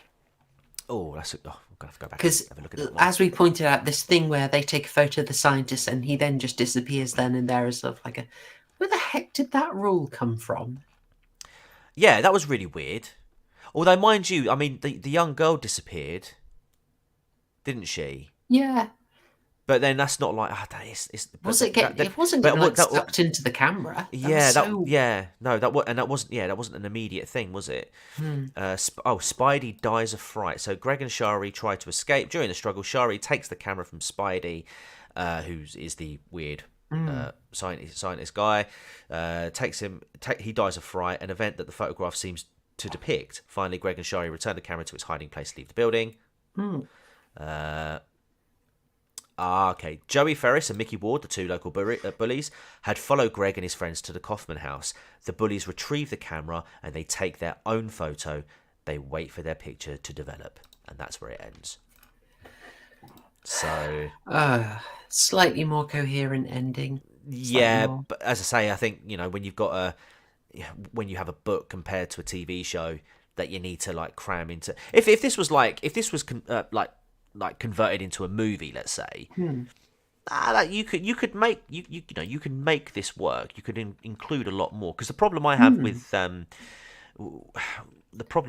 mean, as a kid, you don't really care and pay attention to these things, but again, it's pacing. Things have to happen. So something happens to progress the story to the next bit, then something else happens to progress it to the next bit, and it's not just sort of. Yeah, this was the most rushed. I mean, you notice it started with them like basically straight outside immediately. There was no warm up. No. They were going straight into the building. Yeah. I mean, why? Why? Yeah, as Devonte says, yeah, maybe if the shows were an hour long, yeah. This one you really felt it, but you notice they quite a lot of them they were double length. Yeah. I mean, Yeah. the werewolf one was double length actually, Yeah, but then I felt like that one went too slow. Then that one definitely went too slow.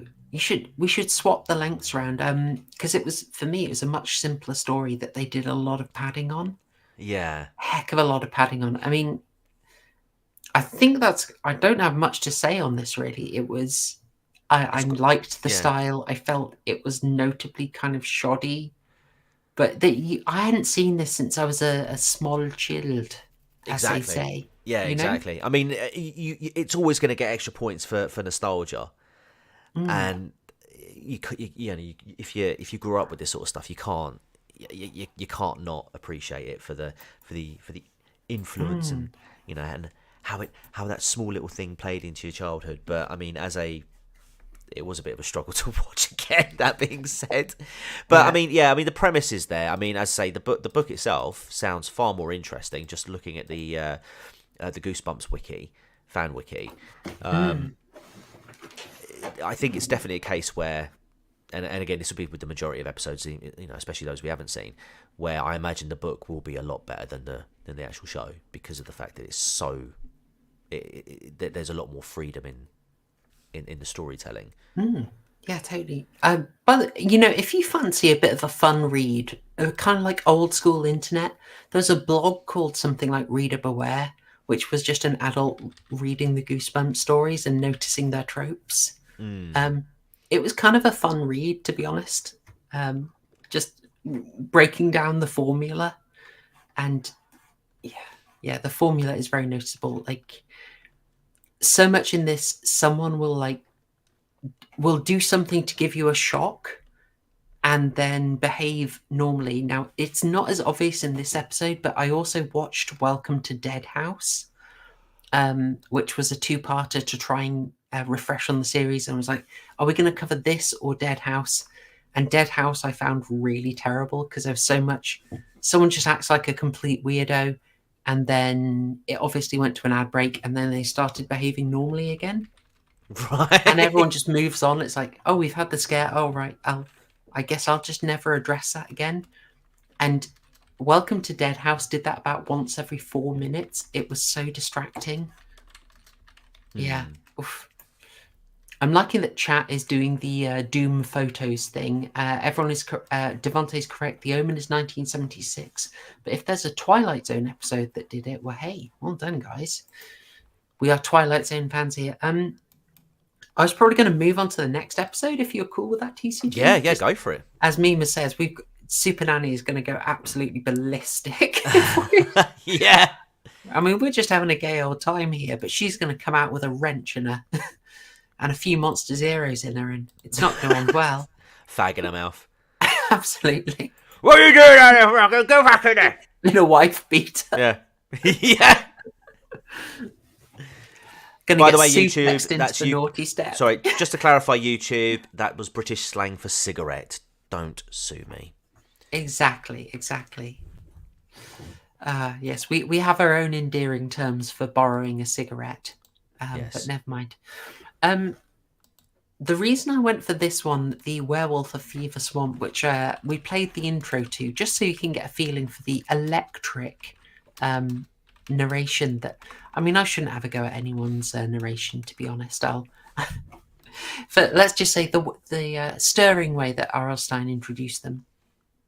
This was noticeable because this one actually got a bit scary. This one, they had a little trouble with. They were told off for this one. Really? They were. Yeah, so everything else was coming out sort of PGs, and this one got a cautionary certification. Let me get the confirmation for you. I'll just try and find that because I have the actual thing saved. Oh no, sorry, I had the notation for it somewhere. I cannot see that now.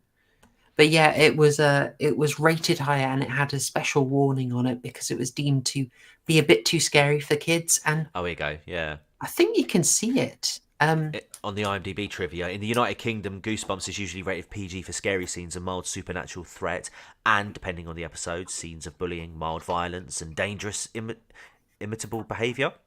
However, this episode was given a 12 rating due to moderate supernatural threat and animal violence, both seen and implied.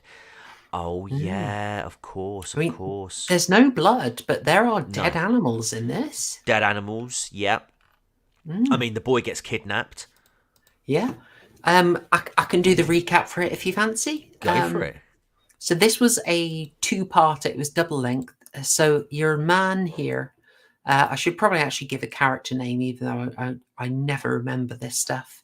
But I'll give it a go. So your main character is Grady, represent, probably short for Delbert. Grady Tucker moves in with his family to Florida next to Fever Swamp. His parents are scientists studying deer, how deer will adapt to a new environment. He's got a sister. A sister is Emily. They have a fair bit of tension with each other, as growing siblings do. But he's noticing there are no kids around. He meets another kid by the name of, oh crikey, what was his name? Just call What's him the Billy kid's Bob. name? Let's call him Billy Bob. We don't pay attention Billy to Bob. kids' names on this. All right. It's bugging me. It's bugging me. It was Will Blake. Will. Will. Yeah, that's it. Yeah. Will. I love Okay. it. Okay, sorry. Just before we continue with the synopsis, Grady Tucker was Brendan Fletcher. Yes. If you don't know who Brendan Fletcher Oh, is, yeah. he was in an episode of Supernatural where he played a guy with psychic abilities. But also, Don Franks played the guy the old man, and he is actually titled Swamp Hermit. That's brilliant. Bless him, the poor guy putting up with this. Can I have any lines? Nope. Nope. Just growl. Yeah. Do not think I should say something to the child to not indicate that I'm a weird psychopath. I went to RADA. No, just be weird for like 4 minutes. Anyway, TLDR, Grady moves in and there's basically 2 people around. There's the Will, who's fine and dandy and has been around forever, and crazy swamp hermit dude. And there's also a werewolf. Werewolf rumors. Oh my gosh. Something lets a deer out and kills one of them. Oh my gosh. They're blaming the dog that he's found. Oh dear. Now, what's our twist ending? When the scary guy and only one other character around. Who's going to be the werewolf? Oh my gosh. The deer. I mean, I'll be honest, as a kid, I didn't see it coming, but I was like 9, so...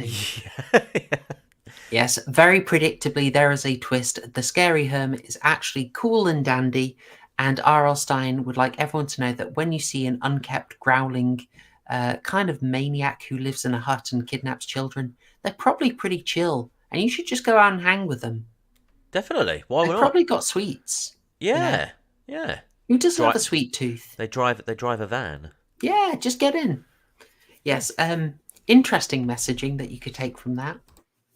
The older, literally ignore warning signs. It's probably going to be fine. It's all chill, bros. It's all chill. After some like creepy in the night shenanigans, Grady accidentally sets off the trap, is kidnapped by the swamp hermit. We get our fake out where instead of explaining to him what is going on, the swamp hermit just acts like a weirdo and a creeper for basically no reason. None at all. Grady gets out. The family are being terrorized by a werewolf, which you see almost nothing of. But I would say actually gets into some pretty darn scary stuff, like effective stuff. And especially, as a kid, I think this would be very effective. His mum and daughter have to lock themselves away in a workhouse the werewolf just busts through. It's pounding on the roof. It's Yeah. very dark and scary. Yeah. This is intense for a children's show, and like kind of kudos to them. Yeah, it's also very much implied that the swamp hermit is mauled to death as well. You know, Yeah, he doesn't fare well. Like, bless them, they kept that off screen at least. previous owner was previous owner before the science geeks moved in was likely mauled to death as well. Yeah, I mean, no blood in this, but still effective, I would say. Ultimately, with the swamp hermit gone, there is literally only one other character. Who could that be? It's the dad. No, so Will Blake is revealed to have been the werewolf, and he drowns in Fever Swamp, as had been set up with, you know, a nice little bit of foreshadowing. Kudos to them. Nice bit of setup and payoff earlier, where he gets sucked into the bog and gets some help out. Again, also one of the classic fake out scares that Goosebumps is completely known for. Yeah, but this, I thought, this was a strong one. I mean, Dr. Prepper said it's easily the best episode from the homework. Where do you go on that one, TCG? Yeah, I'd agree. Oh, excuse me. Bless you. Oh, long day.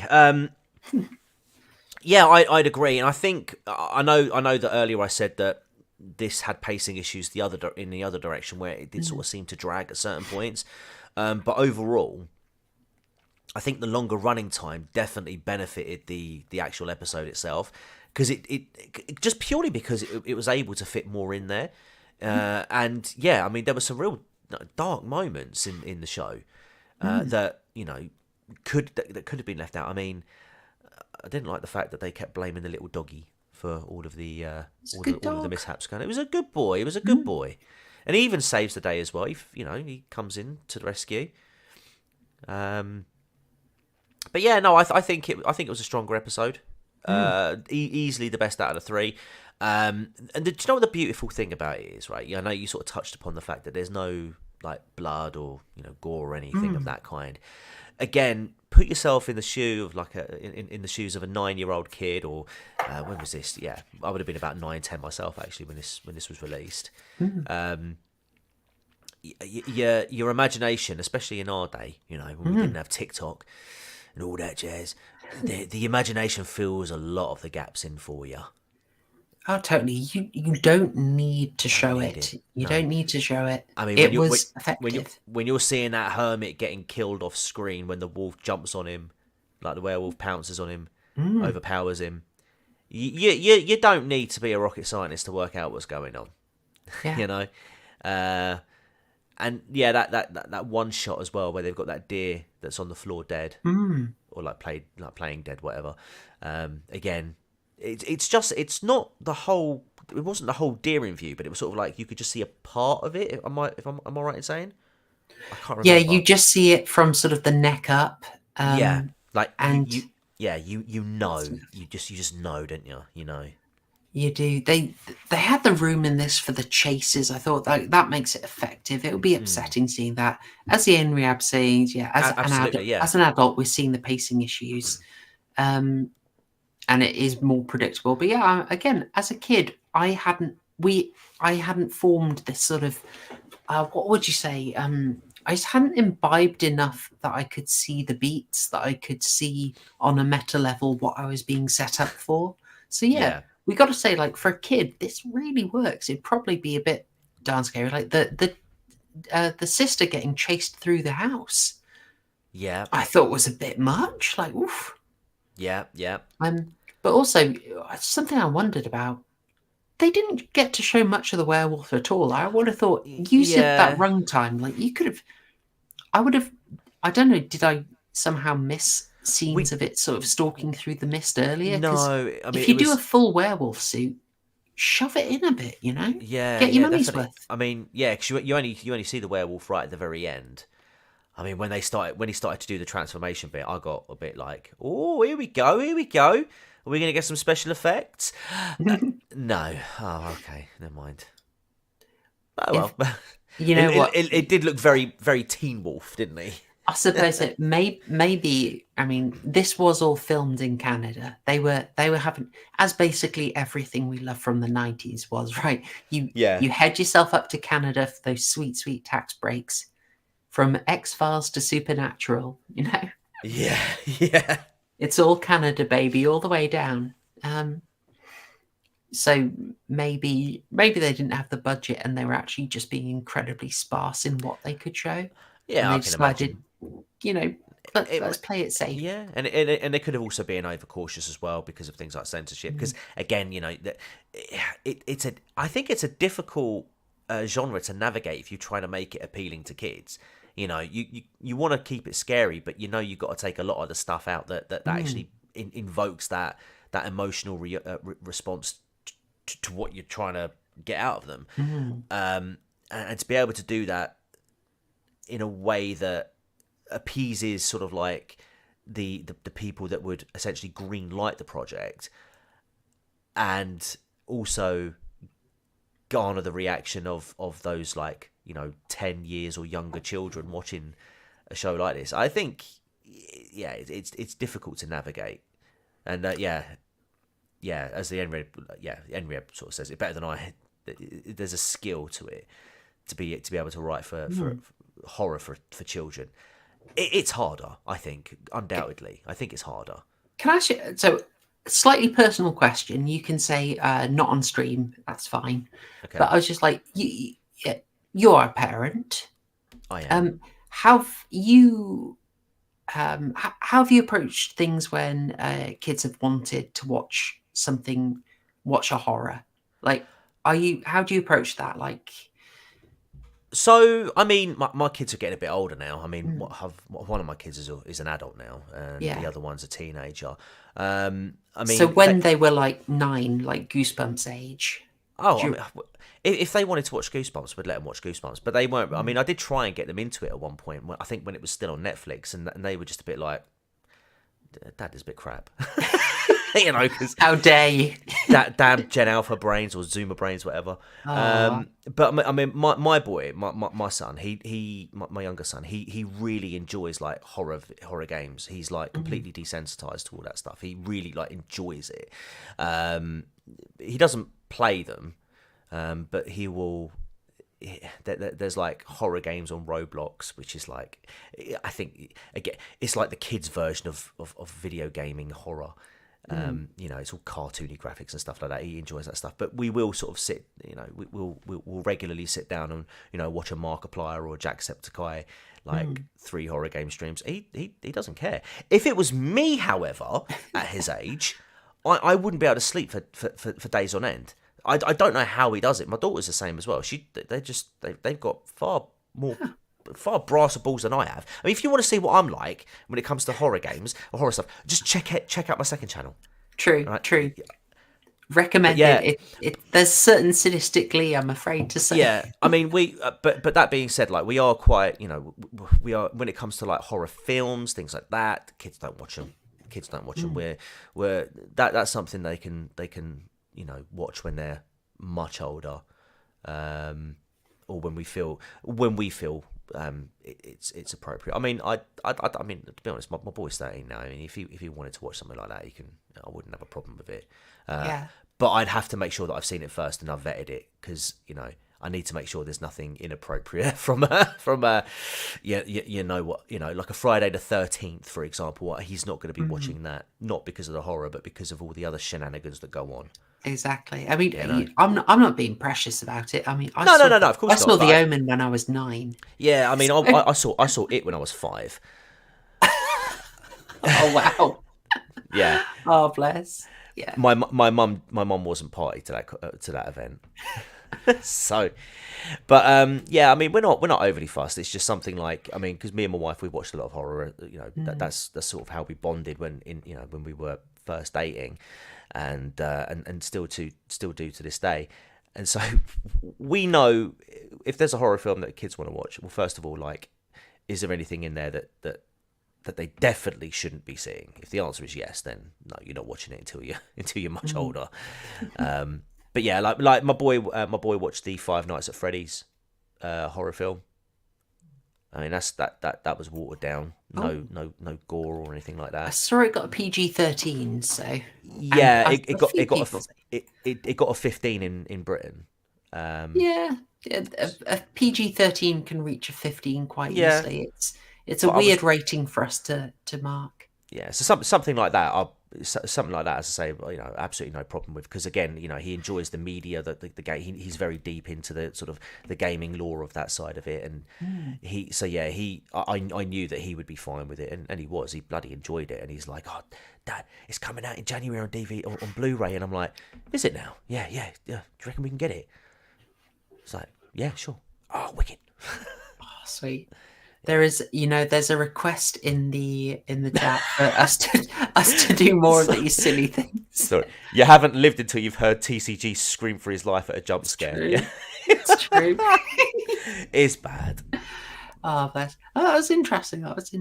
Yeah, no, yeah. I haven't really given it much thought, to be honest. But now that you've asked, yeah. I'm totally there with you. I would care less about the horror. It's more like nudity, the other stuff like in that. there, Yeah, is like nudity, like sex in the middle, like sex scenes, things like that. I'd be worried about the nihilism. Like, that's what gets me in a lot of it. Whereas something that, you know, a good old fashioned vampires, where sort of. Yeah, I mean, you've got to remember. Sorry, chatter commenting about how they were sheltered as a kid. You've got to remember, my mum didn't let me see Jurassic Park because she thought it was too scary for me. Remember that, because I haven't forgotten it. I love you, Mum. My parents had the thing where there were a few they knew about and they'd locked in as just like, no, those were bad. I remember the Terminator was one of them. And so I was never allowed to see the Terminator. No, Terminator 2. Terminator 2 was the one they had heard was really bad. I don't know if they ever saw it, but they'd locked it in their head. No Terminator. But I freely enjoyed Aliens, The Omen, RoboCop. Those were absolutely fine. All at 9, you know. I've said to my boy that we need to watch RoboCop. I've said to him, but then like again, it's like there's going to be stuff in there that you shouldn't really be seeing. Perhaps it's a tough call. But we watched Predator the other week. That was classic. Quite fun. He loved that. He was well into that. But then that's more of an action-y film. It is. So. There's like the skinned bodies at the start. That's probably the only bit where I'd be like, hey, I fancy a biscuit. Do you want to go get a biscuit quickly? But again, like, I mean, you know, the video games that that we watch, like the likes of Markiplier, and I think Corey X Kenshin's another one whenever he's around. I mean, that's just like par for the course. And he's just like, yeah, it's cool, mate. He's like, I know it's fake. I know it's not real. I'd buy that. Yes, I'd buy that for $1. Love it. You'll be laughing like a loon at that, and your kid will just be like, "Huh? What?" Oh, actually, saying that, I don't know why that RoboCop quote reminded me, but we also watched Total Recall as well. Oh, solid. Yes. But what was I going to say? I've forgotten now. It's gone. All right, no worries. Well, we're praising this for actually trying to scare the kids, and I think it's good attempt. Good attempt. Yeah. I think it was a good attempt at it, and I think the extra runtime definitely benefited it. And that's not just this, but other anthologies as well have seemed to benefit where it's given that extra 15 minutes. Yeah, I mean, we're only talking 40 minutes here, but it is basically in writing terms that's like a whole extra act. It is a supernatural episode, basically. Yeah. Yeah, totally. That gives you loads of time for fleshing out. And to be honest, if you're going to a different location each week, you're getting a new set each week. 2-parters all the way. Get your money's worth. You can make a better set. All that good stuff. You can develop the characters. It's good money sense. It's good story sense. You'd be fine. This wasn't actually my favourite episode, though. Oh, okay. I have saved that up for... Oh, gosh, where is it? So good she's forgotten to add it. Dun, dun, dun. I mean, I kind of cheated you guys when we were having a chat in the chat between you, me, and Murgoot, where we planned this stuff. there was a very good case made for Welcome to Dead House. There was a good case made for the one with Hayden Christensen. Oh yeah. But I really wanted to cover this one because this was my favourite book. Right. And it turned out to be my favourite episode. This is It Came From Beneath the Sink. Oh, of course. That is a classic, isn't it? Yeah. And this had Catherine Isabel in. Catherine Isabel, who is also a Canadian. And you will know her a little good horror pedigree on her. Ginger Snaps, she was in. Also, we covered her in American Mary. Oh, yeah. I'm not freaking out. Harrian's favourite movie. American I'm just going to check. Have I got that wrong? I don't think I have, but... Oh, no. Catherine Isabel, where are you? Let me just confirm, because I just want to make sure I've not messed up the... I can't bloom and find her. What's her name? Catherine Isabel. I think I spelt it wrong. I'm just paranoid here because I'm checking. I don't want to confuse actresses because I do it all the time. Catherine, Katharine Isabe. Catherine Isabel. Yeah, there we go. Hey, she was in the X-Files as well. Nice. Right, here we go. Yeah, Ginger Snaps and... Yep, American Mary. Oh, Freddy vs. Jason as well. See No Evil 2. We will one day. She's also in How to Plan an... I don't know if I should say that on stream. Because you're family friendly. Yeah. I am. Think of a group of people meeting in a dark, in a I don't know, a room or a house. Mm. It gets a bit hot and sweaty, so the air conditioning's broken, so you're taking your clothes off, and it gets a bit hot and sweaty, and it's quite cramped, so you're all sort of rubbing up against each other, grinding, and oh no. Yeah, how to plan that. Yeah. No. I don't go for that. No, I checked. We're correct. It is Catherine Isabel. Yes. So she was in Ginger Snap, she was in American Mary, and she was also in the X-Files. There we go. Oh, and also Hello Jesus Fried Christ. Good to see you, man. Hello, JFC. I saw Fez had dropped in as well. Always welcome. She was in Carrie, did you say? Yeah, she was in the 2002 version of Carrie, if you remember our epic Carrie and Carrie 2 stream. Do you know, as well, she was also in a film called Bones, which starred Snoop Dogg. Not that one. That one. Oh, my goodness. Oh, dear. Oh, dear, dear.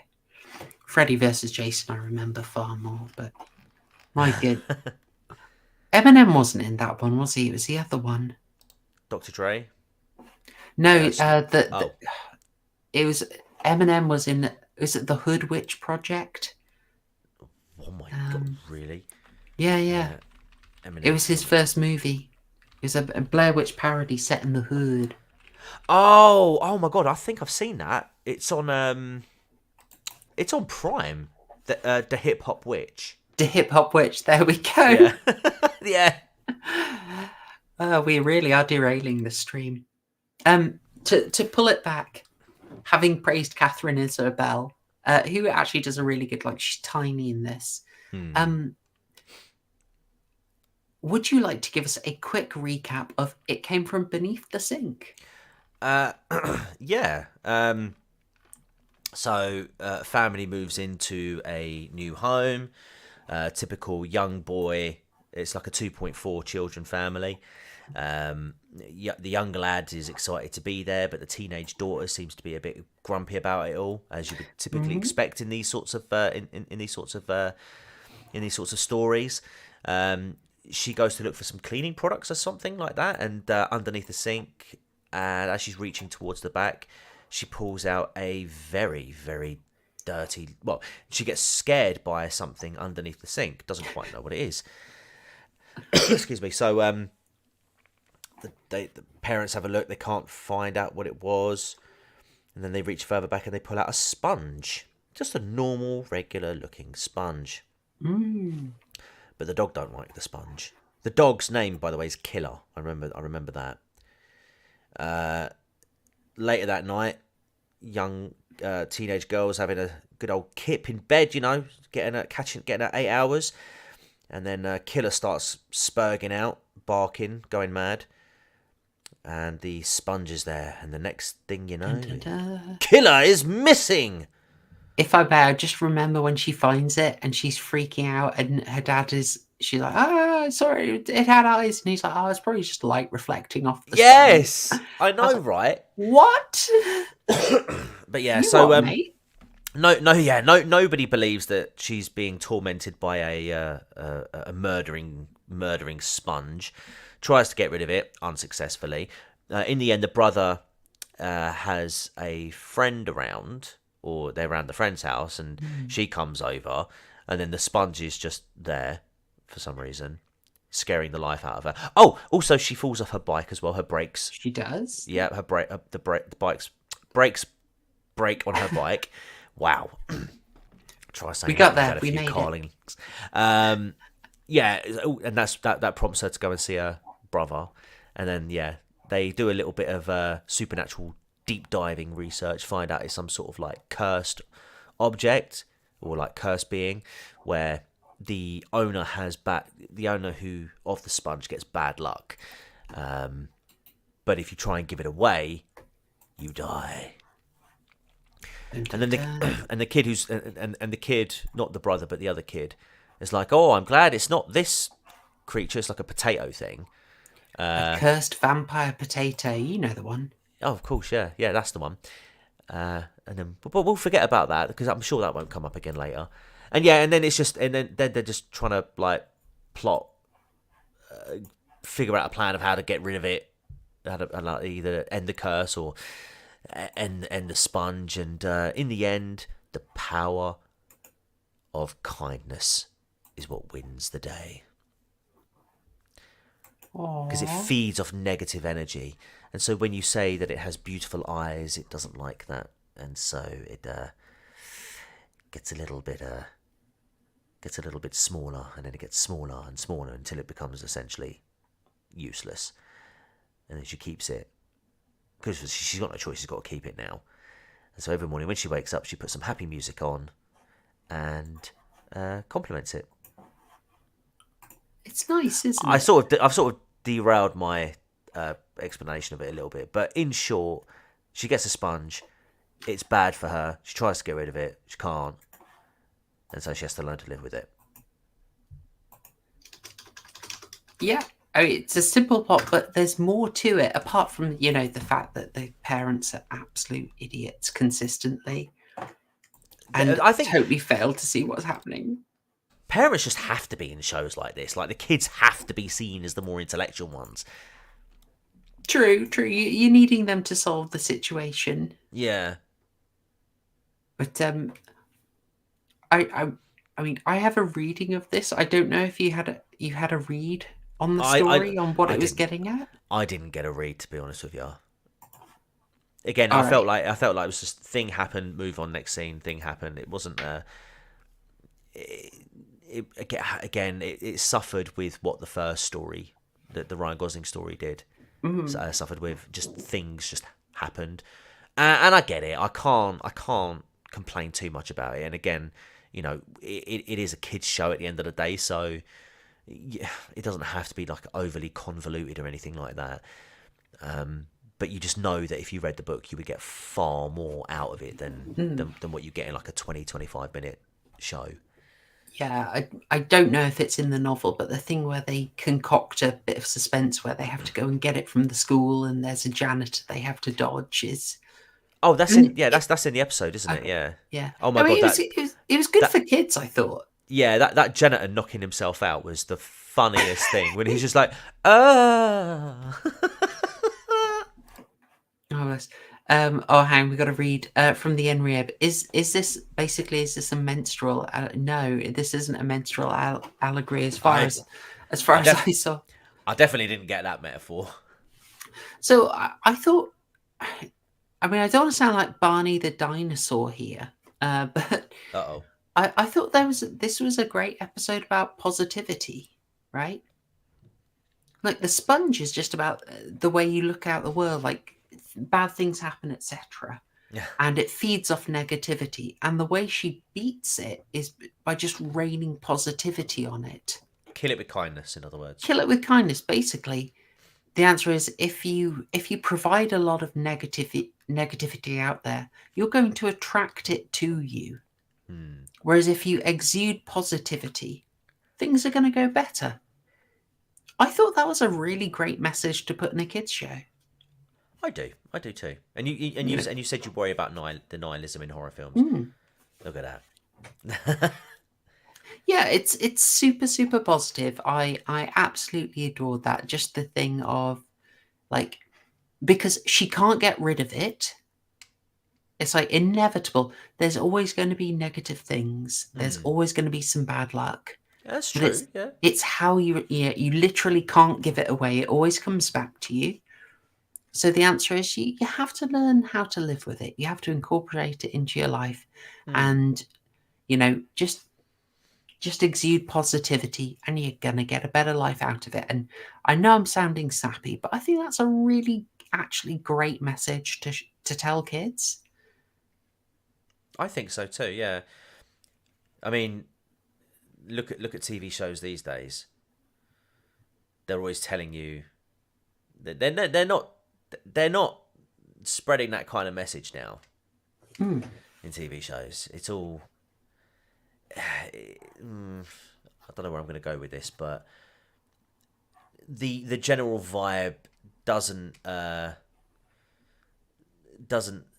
give me the impression that there's much to be positive about in kids shows these days. There are very sort of like nihilistic doomer kind of vibes and energies with that. But yeah, with this one, it's like, this is a bad situation, but she makes good of it, and actually comes out of it a better person until she gets the potato. Yeah, I mean, that kind of scuppers my reading. Sometimes you do just get the vampire potato. Can we just? I mean, I don't like the look of the inside of that mouth. I'm thinking of another horror film right now. Vagina potata. I'm thinking potata dentata. Vagina dentato. I'm just gonna say. It's just getting worse. It's getting worse and worse. Oh, by the way, I've convinced. This potato, for absolutely no reason, has reminded me that I'm trying to convince Horrorshow to cover teeth on the channel, and just to balance things out, because we do believe in gender equality, don't we, Horrorshow? Absolutely. There is another film that I have found on Prime. Oh no, not this. Which is a horror film, which is something that she could cover as well, alongside, quite literally, and it's called Scrotum. Yep. So there you go.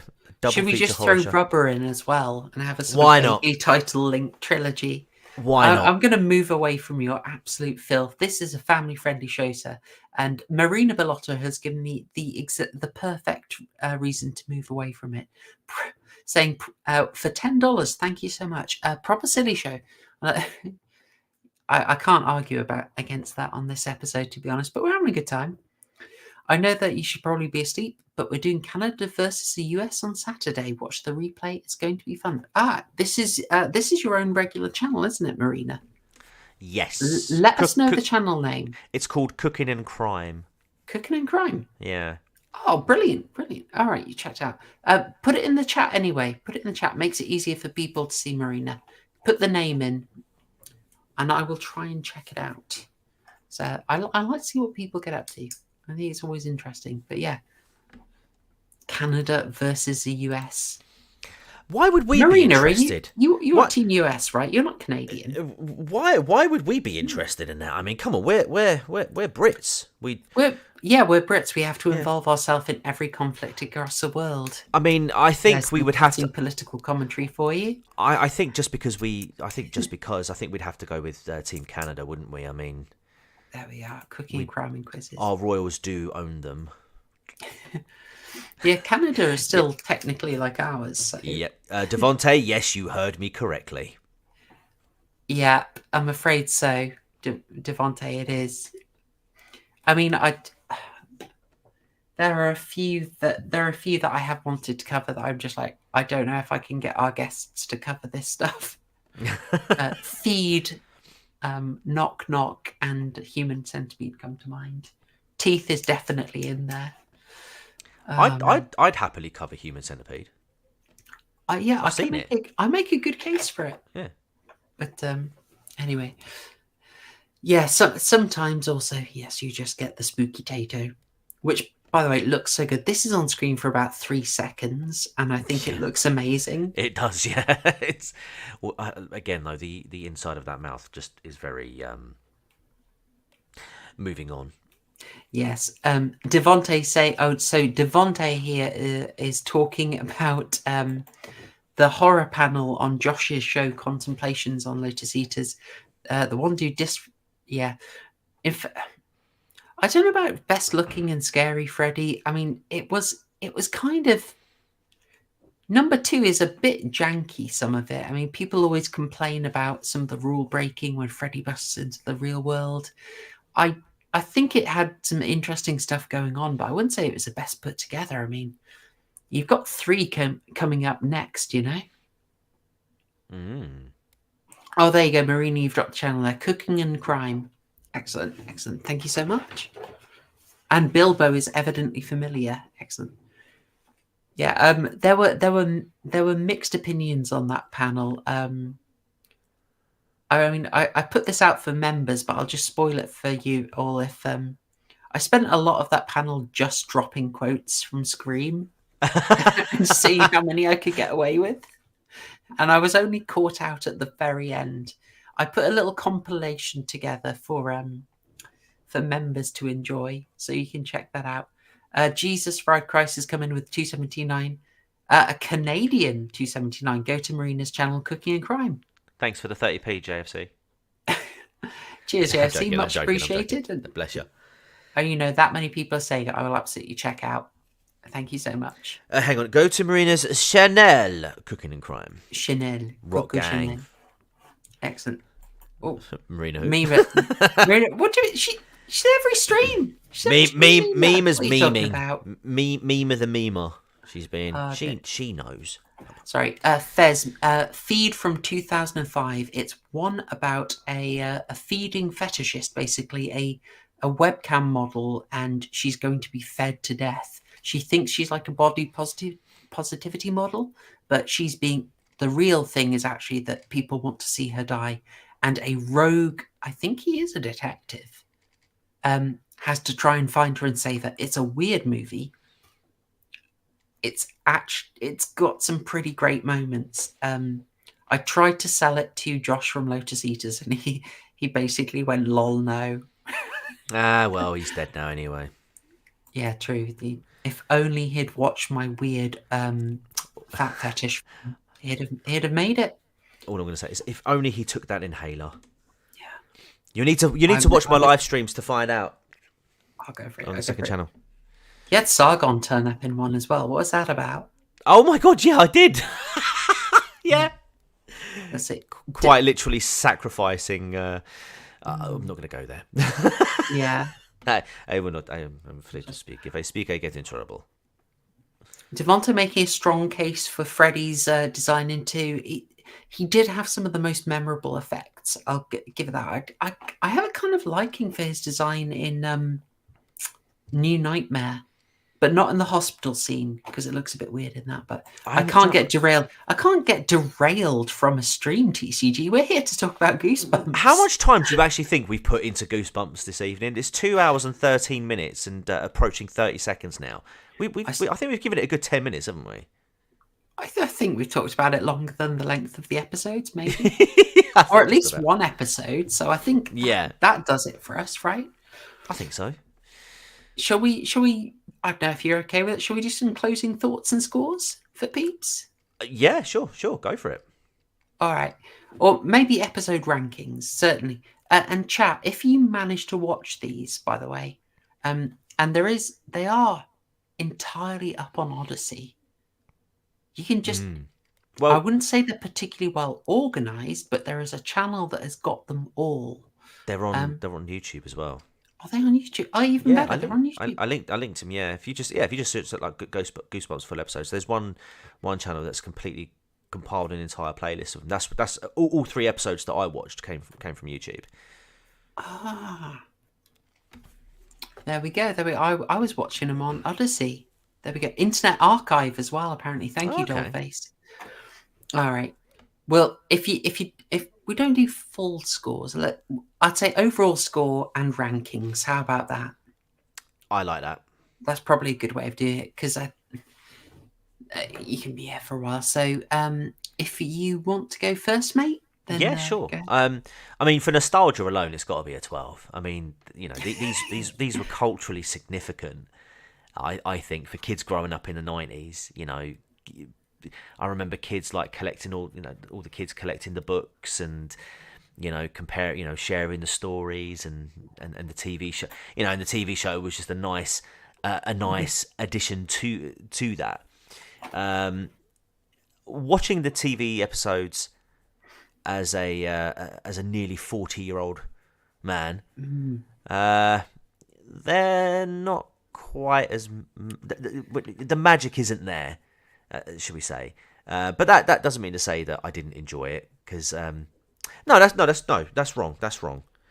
You would think the magic wasn't there, but being reminded of your childhood is quite a magical thing. And so, you know, as I say, 12 out of 12 for the for the nostalgia trip. Well done, Goosebumps. Thank you very much, R L Stine, for all your contributions. In terms of the episodes, the ranking, I would say I think I would go with the werewolf story first, because the additional runtime does give it a little bit extra in terms of the storytelling. They all had some form of pacing issue, but again, as a kid, you don't really think of that sort of stuff. I would say probably the sponge story.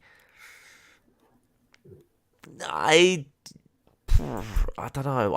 I would probably rank that. Yeah, I'd probably rank that second, and then Ryan Gosling's third. Overall, though, in all seriousness, in terms of burgers, I mean, obviously, there's absolutely no ketchup in the restaurant. It's completely they're completely dried up. I would probably give it like a solid 9, I think. This is something we As an sometimes overall struggle average, with, in like, if something isn't trying to be like the Citizen Kane of horror, if it is just trying to be like a quick, fun kids horror, you probably have to judge it for that, right? That's what I'm doing. Yeah, that's what I'm doing. You have to. You can't look at it.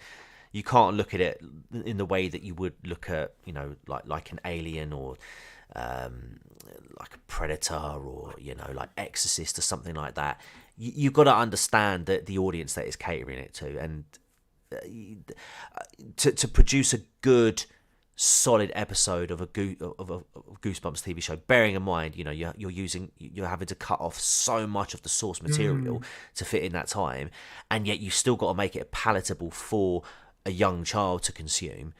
I think takes a hell of a lot of talent. Yeah. Yeah, it is challenging. It's not easy. And they had to do this as a TV series, so they had loads of them to get out. So yeah, and also small writing team on this, basically 2 guys. So there you go then. Yeah, I think that's fair. That's fair. Would you? How can I say? Would you have been narked if they had put blood in it as a kids film? No. Oh, sorry, kids show. Or would you? No. Yeah. No. I think a little bit. Yeah, a little bit. You know, like if you fall over, bump your head or something like that. You know, the old little Greys makeup effect, something like that. A little bit on the deer. Yeah. Don't have to have its head ripped off, but yeah, a little bit. No. Yeah. No, it wouldn't have bothered. It wouldn't have bothered me. Okay. So overall, it's a 9. I think I'd say you're not the only person to give it a 12 out of 12 for nostalgia. Yeah, I think a 9, just because I think again I'm rating it as my sort of like 10-year-old self would. I think. I can say as an adult, probably like sort of closer to 6, 7, if I'm honest. But I mean, I'm not the I'm no longer the target audience, so. You know, I've given up on the fight on Werewolf. I've seen like everyone else is basically loving the Werewolf episode. Yeah. Now I'm just trying to fight for, can my sponge be second, please? I mean, when you think about the content in it, I mean, the sponge one's quite dark as well, because I was absolutely convinced that dog had been eaten. Then it just turns up randomly at the end. Classic. Yeah, you but don't worry about it. This is the kind of fake out I told you about. They will go for the cheap scare.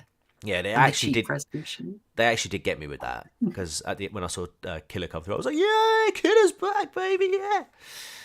I was like genuinely happy for them. But yeah, the werewolf one. I mean, when that kid gets kidnapped and he's in like that, he's all tied up, or he's all trapped in the net, and the guy's just not responding, and he's trying to speak to him, and I'm thinking like, dude, this guy's gonna go all Jimmy Savile on this dude, on this kid. Like, it was genuinely like, what the frick, man? Like, honestly, where are you going with this, Goosebumps? It's a weird, creepy dude. Yeah. Yeah. Yeah, it did get in. It didn't need the blood to get scary. Yeah. No. All right. So my own. Well, you're not gonna. You know my rankings. It's the Sponge, number 1, undefeated Sponge, excellent, number 1. Werewolf second. Say Cheese and Die, even with the Gosling factor, is a kind of weird mess, but it's not terrible. It's just I think the ending is particularly weird. And all of these, I like their sort of extreme lighting, the big gel lights in the background. They give it a really strong atmosphere, and they also sort of make it more unreal, just to kind of help kids know, like, this is a heightened reality. This isn't like any attempt at gritty realism. It's well pitched. It's a very good decision. The Enriabs come in with a late one. Excellent. So that's my order. Overall ranking, bearing in mind it's for kids. I mean, I'm just seeing it as an adult. I'd probably rate it low. I think it's an 8, which is still like happily let kids have a bit of fun with that. Yeah, I think that's respectable. It's just not the highest, or the ones we've seen aren't highbrow. I'd rate the Sponge episode at a 10, and I'd probably be rating Say Cheese and Die at more like a 7, as in like it's very shaky. But I think knowing how Say Cheese and Die ends in the book definitely it definitely makes the actual TV episode come off a bit worse. They could have done something with that. Like they didn't like literally just take the picture, let them have a look at their pic. Even if they just like look at the Polaroid, you don't see what's on the Polaroid, but the boys are like, and then it ends. A much better ending. Because now, gee, I mean, what on earth is that was it Spidey going to do to those two boys? I mean, I don't want to know, man. I don't want to know either. Oh, well. Well, TCG, I note it is 4 minutes before 10:30. I can hear. Which means we are officially not late. We are still good. Yes. So I'm going to round the stream off tight. Folks, I've really enjoyed this one. Your horror homework, as I told you in a community post, and I think I probably mentioned on stream, for next week is going to be Dolls. Stuart Gordon's Dolls, which I believe is 1987, but fact check me if I'm wrong. I've got it up here. Have I? Don't know, have you? Yes, I have. It's 1987, guys. Stuart Gordon's Dolls. I haven't seen it before. It's going to be an interesting one. This was a member request, and I'm always happy to do this for members. So if there's a film you would really like, hop on YouTube, hop on Subscribestar. It's something I like to do for you all. So next week, Stuart Gordon's Dolls. We're going to be covering that. And we're going to have a little discussion about what we do in December, because I half want to do a theme. I half want to just be very silly for a few weeks. So we'll have a little discussion and decide what works best. But have delivered you your horror homework. We have stayed very on track and focused and discussed Goosebumps. And you have been very generous, very entertaining, guys. So, it's been a good stream. TCG, thank you so much. Oh, and we also had a little bit of fun with the absolute state of Scream. So, good times. All right. Well, just so we don't go over the line, I will be ending it now. So, TCG, thanks again ever so much. You're very welcome. Thank you very much for having me on as always. And yes, guys, be sure to check out the main channel tomorrow from 9 p.m. UK time, where we'll be doing the Friday night community quiz. Yes, it's linked in the description, folks. If you don't know, you should know TCG. I've put the link in the description. Save you a load of time. Thank you so much, guys. And yeah, it's been a good one. I really enjoyed it. I will sign off now and be spared the wrath of Super Nanny. Have yourselves a wonderful Friday, folks, and happy Thanksgiving again to all American viewers. I hope it's been a good one. Thanks, y'all. Cheers. Hashtag Shield Gang. Hashtag Goosebumps Gang. Hashtag Patrick Batman. Put the link. Put the suggestions in the comments. I need my comment, Batman. I need it. Good night. Good night.